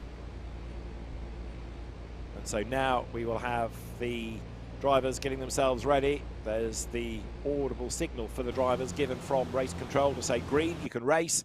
And that will come when the race director is happy. Here they come then, under the gantry. Rolf Werner, the clerk of the course, will give the signal. Now we go green. Kish is on his toes. Look, he dives out of the pack. He goes to the outside line. and he's picking them off already. So they are, what, 4 wide down towards turn 1. Antonio Albafetti on the inside line. Teo Calve is riding shotgun. Here comes Kish on the outside. Is he going to gain places? Lachko gets a tap in the tail from Tiehouse. That shovels him out of the way. It's not a good corner if you're on the outside line in a Freightliner, that, because it's a mirror of what we had in race 1 in a sense, with the Freightliner being elbowed out of the way. But Lentz, look, has made a good start. He's well clear of Kish already. So Albafetti leads. Second is Calve. Third is Lentz. Fourth is Rodriguez. Fifth is Shane Brereton. Demon start by Shane. Sixth is Andre. Seventh is Kish. Eighth is Tiehouse. Where's Brereton off to? He's all over the gravel. He's back on the road. He's going to collect people if he's not careful. And that ripper start comes to naught, look, because he suddenly falls back with only Bjorn Tiehouse behind him. Albafetti hangs onto the race lead. Calve right in the back of him. Third, as they come into turn 3, though, is Sasha Lentz. Through they turn. As one, then, the leading trio. Where's Norby Kish in all of this? He's on the prowl. He's up the inside of Jonathan Andre. Tries to make the move on the inside. Can't do it. Stays behind the French driver. So Albafetti it is. Who leads then? Trucks now make the run through the infield section. Look in the background. Where is Kish? He's on the prowl, no doubt about it. Lentz has gone wide. Rodriguez up the inside. Should go third. Lentz gets squeezed onto the curb and then onto the grass. And there is Rodriguez. He's gone through and he dives up the inside of Calve into the back of Albafetti. And way out wide goes Rodriguez. And that's going to cost him dear. He will lose place after place. Lentz up the inside here. He's going to go for second place and will go through on the inside of Calve. So Sasha Lentz benefiting from the zealotry of Rodriguez. But Calve's on the prowl as well. Calve on the attack, trying to retake second place on the inside into the corner here. But Lentz on the outside line. It's going to go deep into turn 10. That's the inside for 11 if he can hang on to the place. They squirm their way through the S's. Norbert Kish is up with Calve and Andre, and he's going to split the two of them. Great driving by Norbert Kish. Look, he's third already coming out of the chicane. Fourth, it is Calve. Fifth is Andre. And sixth, well, it was him, Jamie Anderson, but he's on the grass. Rodriguez is under investigation, incidentally, as the leader, Antonio Albafetti, heads towards us. Norbert Kish there is third. He's made better progress on that one than people probably feared. At the end of the opening lap of racing then, up towards the line they come, and it will be Antonio Albafetti in the lead. But Lentz needs to try to get past him and then get away before Kish catches up to him. Here they come, past the pits. One lap in the book here. Through they go. Albafetti lead, but only just. Lentz is second, then it's Kish, Calve, Andre, Rodriguez, and then the rest. Lachko comes next, ahead of Anderson. Koloch doing a good job. 3, 4, 5 just about for the race lead as they go through turn 1 there. 0.3 of a second split the leaders. And Lentz now makes a move on the inside line as they head along the straight up towards turn 2. There's a chance on the inside line here to make the move. Does he make it stick? No, can't quite get up the inside line. So Albafetti hangs on to position, but only just. Also under investigation now is Alia Koloch. So race control is busy. So is Norbert Kish, because he looks up the inside there of Sasha Lentz. Lentz defends to turn 3 here. Hard on the brakes, Norbert Kish. Looks to the inside, looks to the outside. Teo Calve is right there behind, and Albafetti is the cork in the bottle. A drive-through penalty for Alia Koloch. Drive-through penalty then for the third of the Freightliners. And Sasha Lentz looks like he's got the pace to get past Albafetti, but needs to be careful that Norbert Kish doesn't mug him in the process. Norby is right on the back of the German driver there. Goes for the inside line. Easy peasy, through he goes, and Lentz gets all sideways, all crossed up. So Norbert Kish goes through. Teo Calve now tries to get up the inside as well. Teo Calve in the Freightliner goes to the inside of Sasha Lentz and wriggles his way up the inside. Kish gets tagged from behind and gets sideways. Is that Calve's chance to challenge? It's Jonathan Andre's chance to challenge, look, because he's alongside Calve, who's alongside Lentz. And Andre's got the momentum. He's going to gain 2 spots out of all of that. Through he goes. Jonathan Andre up to third. Calve fourth, and Sasha Lentz goes down to 5th place. This is not his race, is it? On board with Teo Calve now. Outside line. Brakes hard. Brakes late. Can he cut across? No, he can't. Jonathan Andre is there. The Lion roars ahead. The Lion Truck Racing MAN. Why is it the Lion Truck Racing team? Because the team is based in Lyon. Out of turn 12 they come now. So we've got a penalty going the way of Alia Koloc. Is there anything else loitering in the system as the race officials have a look? They're on their toes. They have to be. They've got to be quick to make the penalties, if there are any, come within the now 15 minutes. That's what we have left. So there is Albafetti still leading the way, but Norbert Kish looks as though it won't be long before he goes through and asserts himself. But Albafetti having the best run of the championship thus far. Now, of course, in real world racing, Antonio knows exactly how to defend, exactly how to race. This is a different art, but you've got to have some of the basics, and Albafetti then will know exactly where to put the ring to cover off Norbert Kish. The problem is this is a fast and very wide section. Over the line they go. Down towards turn 1. Sasha Lentz, in the meantime, comes up to have a go on the inside at Teo Calve. Look, but he can't go through. That was for 4th place. Andre closing on Kish. Calve there, ahead of Lentz, ahead of Rodriguez as they come through turn 1.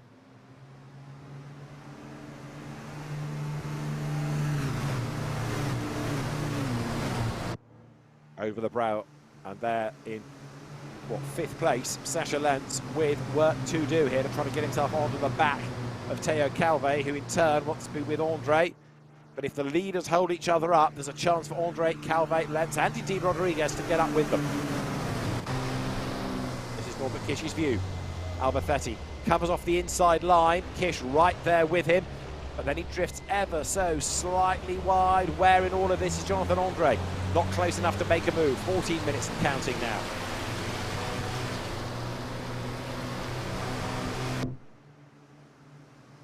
See the way the top 3 getting themselves together with Andre right there on the tail here now of the 2nd place Norbert Kish rig.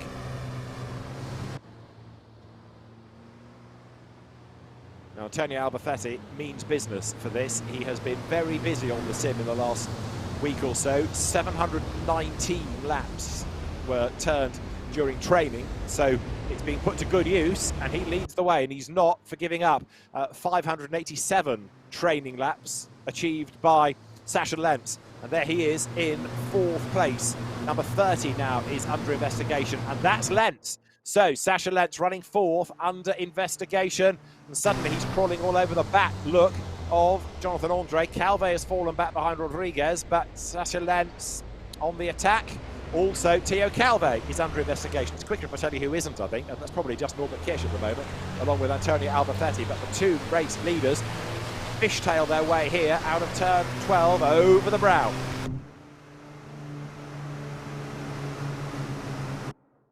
For the race lead, look, Kish going for Albafetti. Is he going to be able to dive up the inside going into turn 13? Antonio Albafetti turns in. Andre and Lentz, 3rd and 4th, are almost there as well as Kish tickles the back of Albafetti's truck. Antonio, massively experienced, a racer, covers off the inside line, rides the curbs now.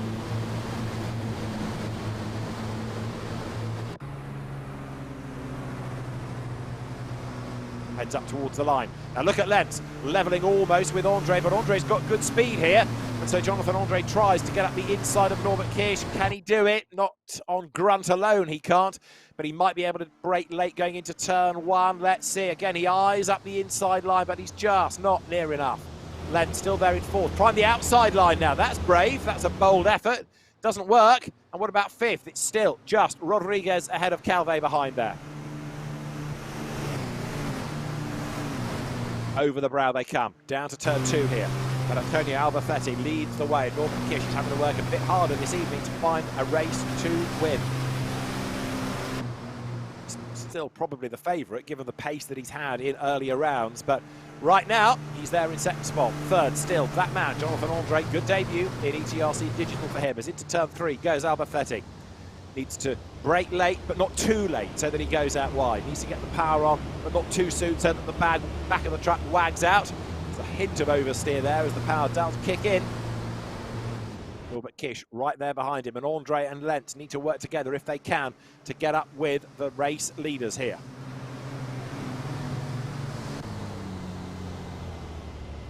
"11 minutes to go as Norbert Kish once more looks for the inside line.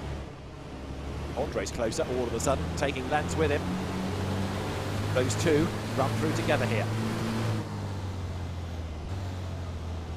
So Antonio Albafetti leads the way. Norbert Kish could barely be closer, and Andre's gone wide. Lentz will be up the inside of him in the background. Look, to the curb goes Andre, skims the market tyres, Lentz goes through, Lentz goes third. So Sasha Lentz, he's under investigation, so it might end up being a phony third, but he's there at the moment. He's ahead of Jonathan Andre. Now what is Rodriguez up to? He is fifth in the background, getting away from Teo Calve.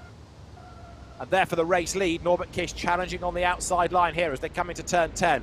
But suddenly Lentz is right there behind him, and Andre, and also Jose Eduardo Rodriguez in the blue Revo Connaught entry.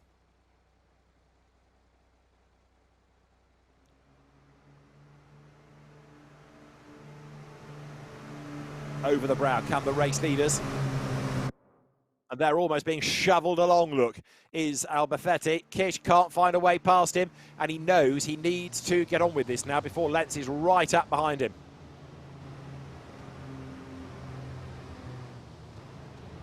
Albafetti goes wide at turn 13. That leaves the door open for Kish. Albafetti will have the inside line for the King. He's got to try and regroup here. Suddenly, Norbert Kish looks like he's going to pounce. Let's see. That sets him up for the inside line into turn 1, but Albafetti is just ahead as they cross the line. He moves to the inside. He covers off the challenge of Kish. On the other side of the road, there is Lentz, there is Andre, there is Rodriguez, there is Calve, and Norbert Kish can't find a way past Albafetti at the moment. 9 minutes and a lap to go. Again, Albafetti scrabbles down to turn 1. He's wide coming out of the corner. The door is open. This is Kish's chance. Surely it's going to work now. Cork in bottle. Pops, and through goes Kish on the inside line. He's done it at long last, or has it? Albafetti on the outside line tries to stand his ground, but he can't do it. Norbert Kish goes through. Albafetti gets into the back of him, though, gives him a little tag. To the outside line goes Lentz. He will get clear real estate here down to turn 3. But Antonio Albafetti will brake as late as he possibly can, but Norbert Kish covers the line going into the hairpin. Albafetti is a little bit crossed up, and so Sasha Lentz on the outside line tries to strike.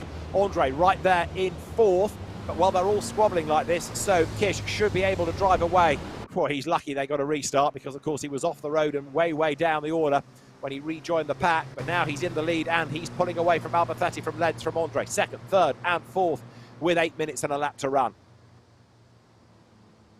Through they turn here, and you can see as soon as he hits the front, as expected, Norbert Kish is away and gone. But great racing behind. Andre now getting roughed up a little bit as Rodriguez goes past him. Does he on the outside line? Yes, he does. Rodriguez batters into the back of Albafetti. Boom. Turns him sideways. That delays Lentz. Andre up the inside. Then he gets all sideways as well. And that's just going to play into the hands of Norbert Kish, who will drive further away from them. Albafetti hangs on to 2nd place, does he? Yes, he does, yes, he does, yes, he does. Lentz on the outside, can't strike there. Over the brow. Now it's Calve on the prowl. He goes to the inside line. Tries to squeeze up the inside and he can't do it.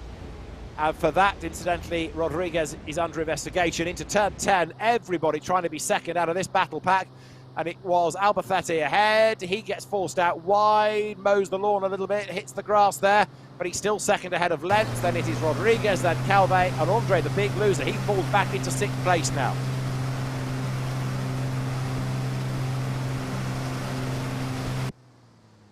So Albafetti just hanging on to that 2nd place.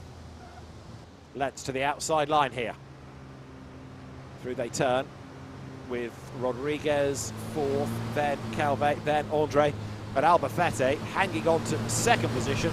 But look at the way that Norbert Kish, having got the race lead, what, 2/3 of a lap ago, just checked out. Look, I know they've been squabbling and delaying themselves, but Kish is in a class of his own, isn't he? He is miles clear. Over the line he goes. Albafetti 2nd. 3rd, it is Sasha Lentz, and the lead gap already is 3.8 seconds. That's mighty. Albafetti leaves the door ajar going into turn 1. Sasha Lentz tries to get up the inside line. So now Lentz under attack from Rodriguez. Over the brow they come, that's Albafetti. Even though he's not going to be the race winner, he is still set to have his best result of the championship campaign thus far.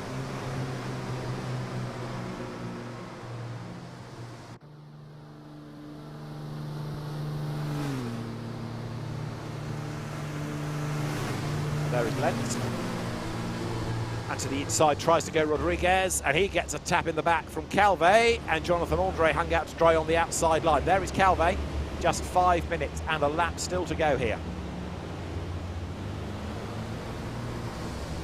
turning their way through the infield part of the circuit once again, but Norbert Kish no longer in shot. So far ahead is he?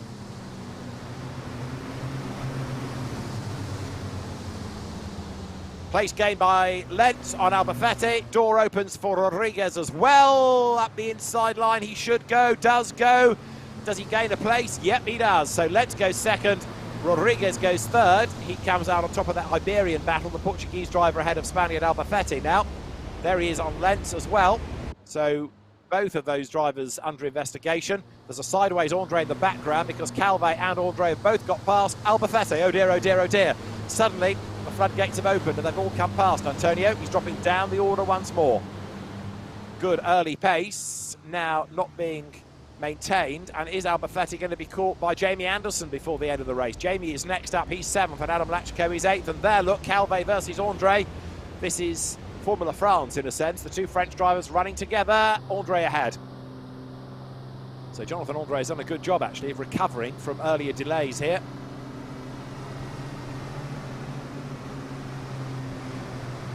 Comes over the brow.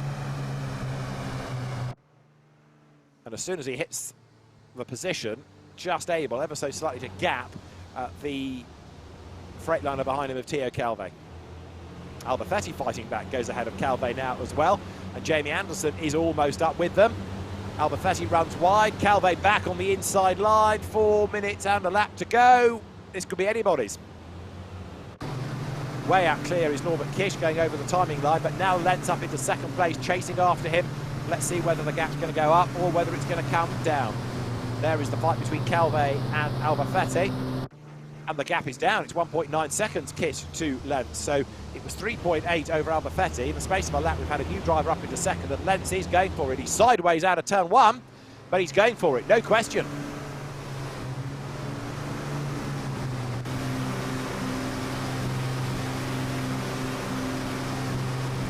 Looking back from Sasha Lentz's MAN, similar rig behind in the hands there. Look at Jose Eduardo Rodriguez. Aero deflectors on the front. These are, of course, these days effectively big touring cars. Gone are the early days of truck racing when they were working rigs with very soft suspension, with hardly any real race essence in them. And nowadays, very technical beasts indeed. Less roll in them. There's still a little bit of roll, but far less than there was in the early days of effectively road-going rigs. But the sport, even though it's evolved, has maintained that spectacular element, and it maintained the great characters. And one of them, a real underdog, a real crowd favourite, is that man Sasha Lentz. He runs in second place. Behind him, you've got Jose Eduardo Rodriguez, and he, like many, Lentz is another example of it. So too, Theo Calvé, with a long-standing family involvement in the sport. So there is Rodriguez then. Now 2 minutes plus a lap. They are going to finish off the next one within the time, I think. So there's this and 2 more laps to go, provisionally. No further action taken against Lentz nor Calvé. So that's what race control says, having looked at incidents. There is Kish versus Lentz. Lentz taking Rodriguez with him. So again, as we saw in race 1, Norbert Kish leads from Lentz, but he's not out of the woods. There is Albafetti under attack from Anderson now, and that is for 6th place.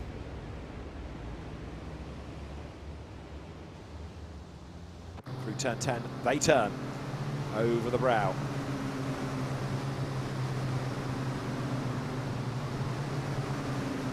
Albafetti still coming under attack from Jamie Anderson, the former rallyman, up against the massively experienced Antonio Albafetti. There's not much Antonio hasn't raced apart from Formula 1 over his time. There is Jamie Anderson to the outside line of the T-Sport Bear now entry. Albafetti's going to go wide. There's the gap on the inside. Jamie Anderson tries to get up alongside him. Albafetti tries to close the door. Bit of leaning, bit of rubbing inevitably, but Antonio staves off the attack.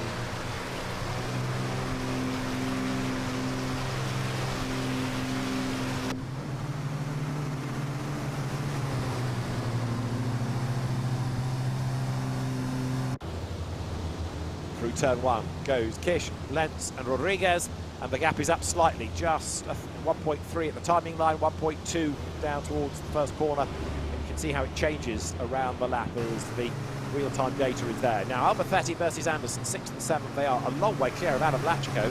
Remember, he got roughed up early doors in the race, but he didn't start on the front row of the grid. We will have one more lap to go at the end of this because the clock will hit 0 around this lap. They've done 8, and through turns there, the number 2 rig of Antonio Albafetti.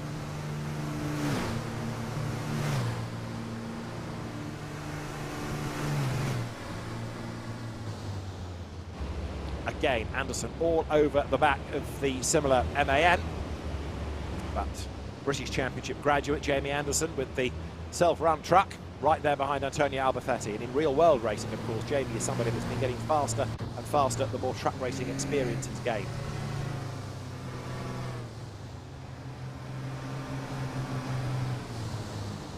Jamie Anderson then closing up onto the tail of Albafetti. So one more lap to run at the end of this. There is Rodriguez in 3rd place. Now, what can he do about Sasha Lentz? He's done it already, in fact. He's gone by, so he's ahead of Lentz. He's up into 2nd spot, and that means that Lentz drops to 3rd and is under attack from Jonathan Andre all of a sudden. So Sasha Lentz not only loses 2nd place, but he loses chunks of time. Norbert Kish is away and gone. So there you've got the new 2nd place driver Rodriguez, behind him 3rd and 4th. Lentz versus Andre. Where is Calve? A little bit distant in 5th. He's not going to gain anything, I don't feel, now before the end of the race. We've also got here Jamie Anderson trying to fight back on the inside line. Bjorn Tyhouse shown as being ahead of him at the moment, and there they are together, look, side by side. So Albafetti has stormed away, and Tyhouse runs up alongside Anderson over the brow down towards turn 13. Look right, you'll see the start and finish line. The leaders coming towards you, but down to turn 13, there goes Norbert Kish through. And to the inside line now dives Jamie Anderson, breaks as late as he dares. That's going to run Tyhouse out wide, and so Jamie Anderson should be able to go through on the inside and gain the place. He does so, but then he bounces wide, but Tyhouse, I don't think, has got the pace to come up alongside him there. Albafetti comes through over the timing line, still on target 6th. Jamie Anderson going through 7th, and Bjorn Tyhouse is there in 8th place. Lachko and Brereton are rounding out the point scorers right now.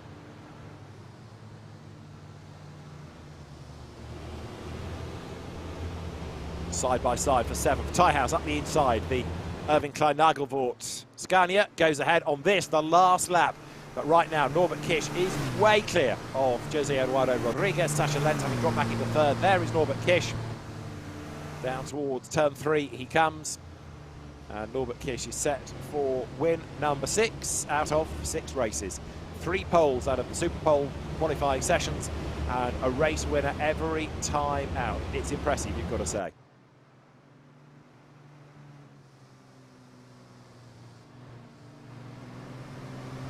Rodriguez is being given a 30-second penalty for pushing.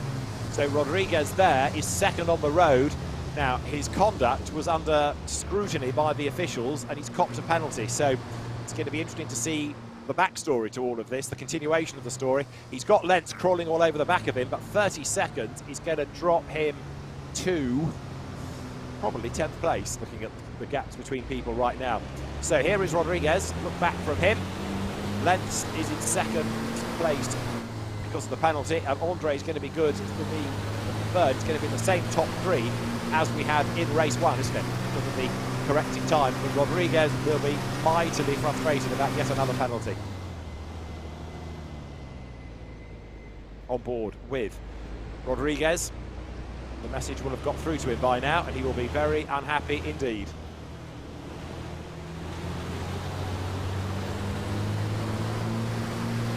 Norbert Kish cares not, though. He is on target for win number 6. There in the background is Jonathan Andre. It'll be interesting to see whether we have Jonathan continuing or Anthony Janiak in future rounds, because both have proved to be very competitive.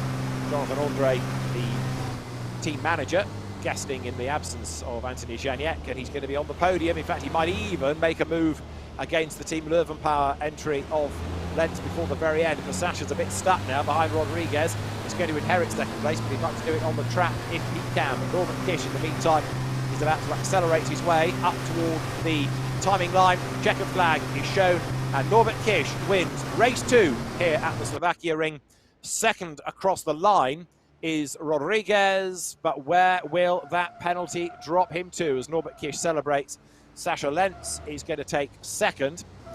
Third will be Jonathan Andre. Up to fourth will go Teo Calvi. Up to fifth in the end will be Alba. Sixth is going to be Bjorn Tyhouse. Seventh will be Jamie Anderson. And we wait for Adam Lachko to come through, and I'm looking at all the gaps in all of this just to see where there is Lachko going by, where Rodriguez 30 seconds is going to drop him to. It's going to put him behind Lachko and ahead of Shane Brereton.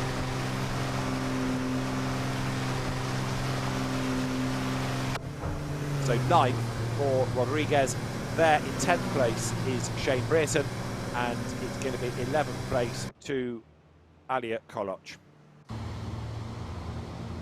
So that's the order provisionally as they come across the line. But of course, there's also the suspended one-race ban for the Portuguese driver Jose Eduardo Rodriguez to factor into all of this as well.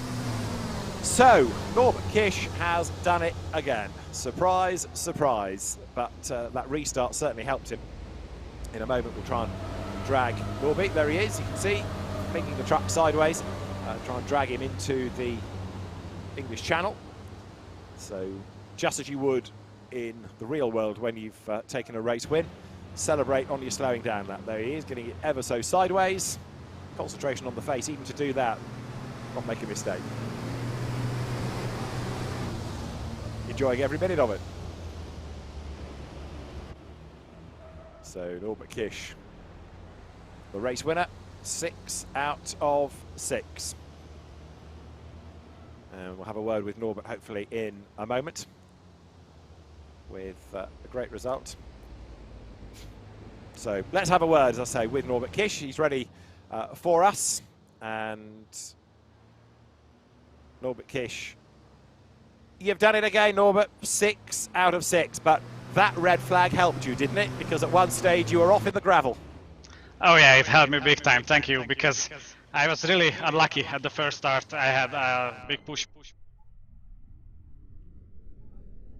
and it was really hard to get out of the gravel, so I fall behind quite a lot. So as much as I was unlucky in the first start, I was much more lucky in the second, and you know, everything was just going my way. You know, everybody was making mistakes. I was looking forward to a fight with Sasha, but then he made a mistake going wide, and then it was a really easy overtake for me, really lucky. And then Antonio was a little bit harder to crack, but finally on the exit of the first turn, I could overtake him.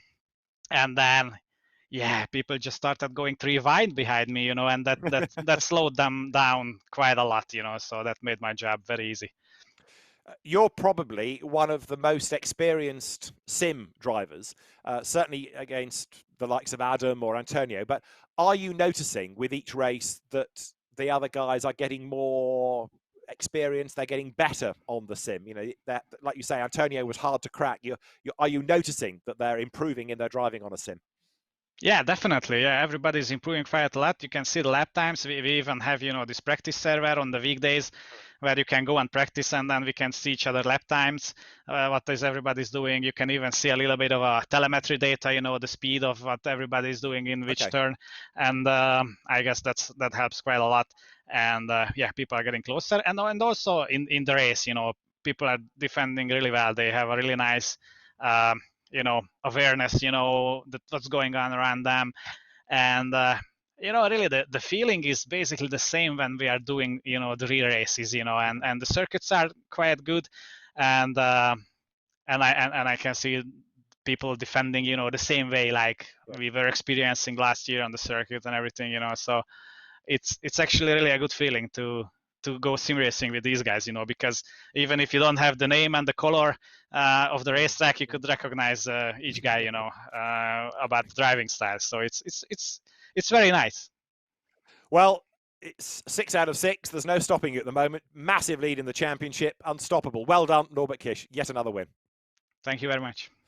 So Norbert Kish then our second race winner of the evening. And let's have a word with Antonio Alba. He was the man that started on pole position.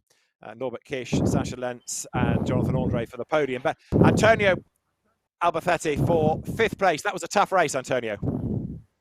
Yeah, it was a tough race. Yeah, I mean, I do what I can, you know. I mean, it's very difficult. This is very difficult. Sometimes I manage to do a very good lap, but then I have to be very, very careful because if not, it's very easy to make a mistake and to go off, you know. So I have to be very, very careful. I am not able at the moment to do it better, you know. I will try to practice a little bit more, but it's very difficult. It's very difficult. Yeah, sure. But I think it was good. I hope that the fans watching the race, they are happy, you know. I hope so. It was certainly good racing to watch. And you're talking about practicing. You did something like over 700 laps of practice for Slovakia Ring. So you're taking this seriously. No. I don't think so. I don't think I did 700 laps. I think probably between the 3 circuits, but not only in Slovakia, you know.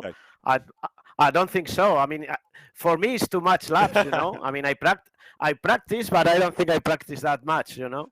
So, no, yeah, you have to practice. But I also think that depends also on the machine that you have, you know. Probably, if you have a different steering wheel or whatever, maybe you can have a different feeling for the track, you know, because I changed some things on the setups and sometimes I feel nothing, you know. I didn't feel any change, you know. So it's very, very difficult, I'll tell you. I prefer real racing. I hope we start racing real soon.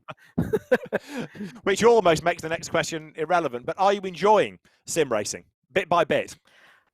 Well, I mean, I enjoy it, but sometimes we have, as in the first start, many crashes, you know. I mean, but we it carefully because I think that the races are quite good, and if we do it like in real racing, I think we can have a good races like we have now this last race, you know.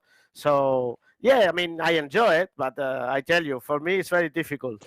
Well, let's see what happens at the Nürburgring. I mean, at the moment it's hot here in Spain, but I am sweating like if I was in the real track, you know. Antonio, well done. Congratulations. Okay, we will thank you very much. Look forward to maybe a podium finish, a top 3. I hope. I hope. Thank you. Thank you. Bye. Antonio Albafetti, then, will be a great character, a hugely experienced driver, track racing champion. As just to confirm our podium, Norbert Kish is our race winner, Sasha Lentz taking 2nd, and Jonathan Andre 3rd, with the penalty being applied to Jose Eduardo Rodriguez. Well, we knew it was going to be a night of action, and it has been yet again a fantastic evening of racing.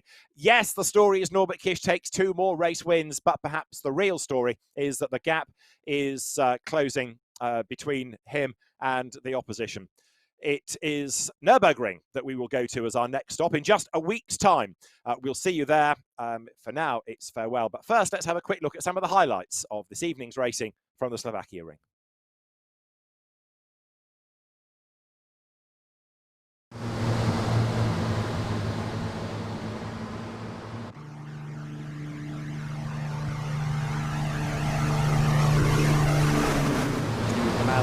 Will be advantage early on in race 2. Jose Eduardo Rodriguez was, as ever, feisty, forced a way through on the inside, delayed himself and was able to fight back for 2nd on the road before a penalty. Eventually, Albafetti had Norbert Kish get up onto his tail. There was Lentz, there was Calvé behind as well. Even Kish got tagged sideways at one stage. It wasn't long before he was eyeing up a move against Antonio Albafetti. Antonio did his level best to hang on in there, trying to cover off every possible line, every possible move. But the irresistible Norbert Kish was always going to come by. He lined up right on the tail of Albafetti going down towards turn 1. And although there wasn't a gap there, what would happen is that Antonio made a small error and ran deep out of the corner, allowing Norbert Kish to get up on the inside. Once Kish was through, so Albafetti got away down the order, busy battling, and was able to pause his way as best he could with this fight with Theo Calvé. Good fight between Bjorn Kleihaus and Jamie Anderson as well. So, great racing in the reverse grid race. As I say, the Nürburgring is our stop in just a week's time. Is it going to be 8 from 8 for Norbert Kish? Well, we'll find out. Join us same time, same place. Next week, we'll be off to the Nürburgring for our 4th weekend of the FIA ETRC Digital. For now, from David Addison. Thanks for your company. Goodbye.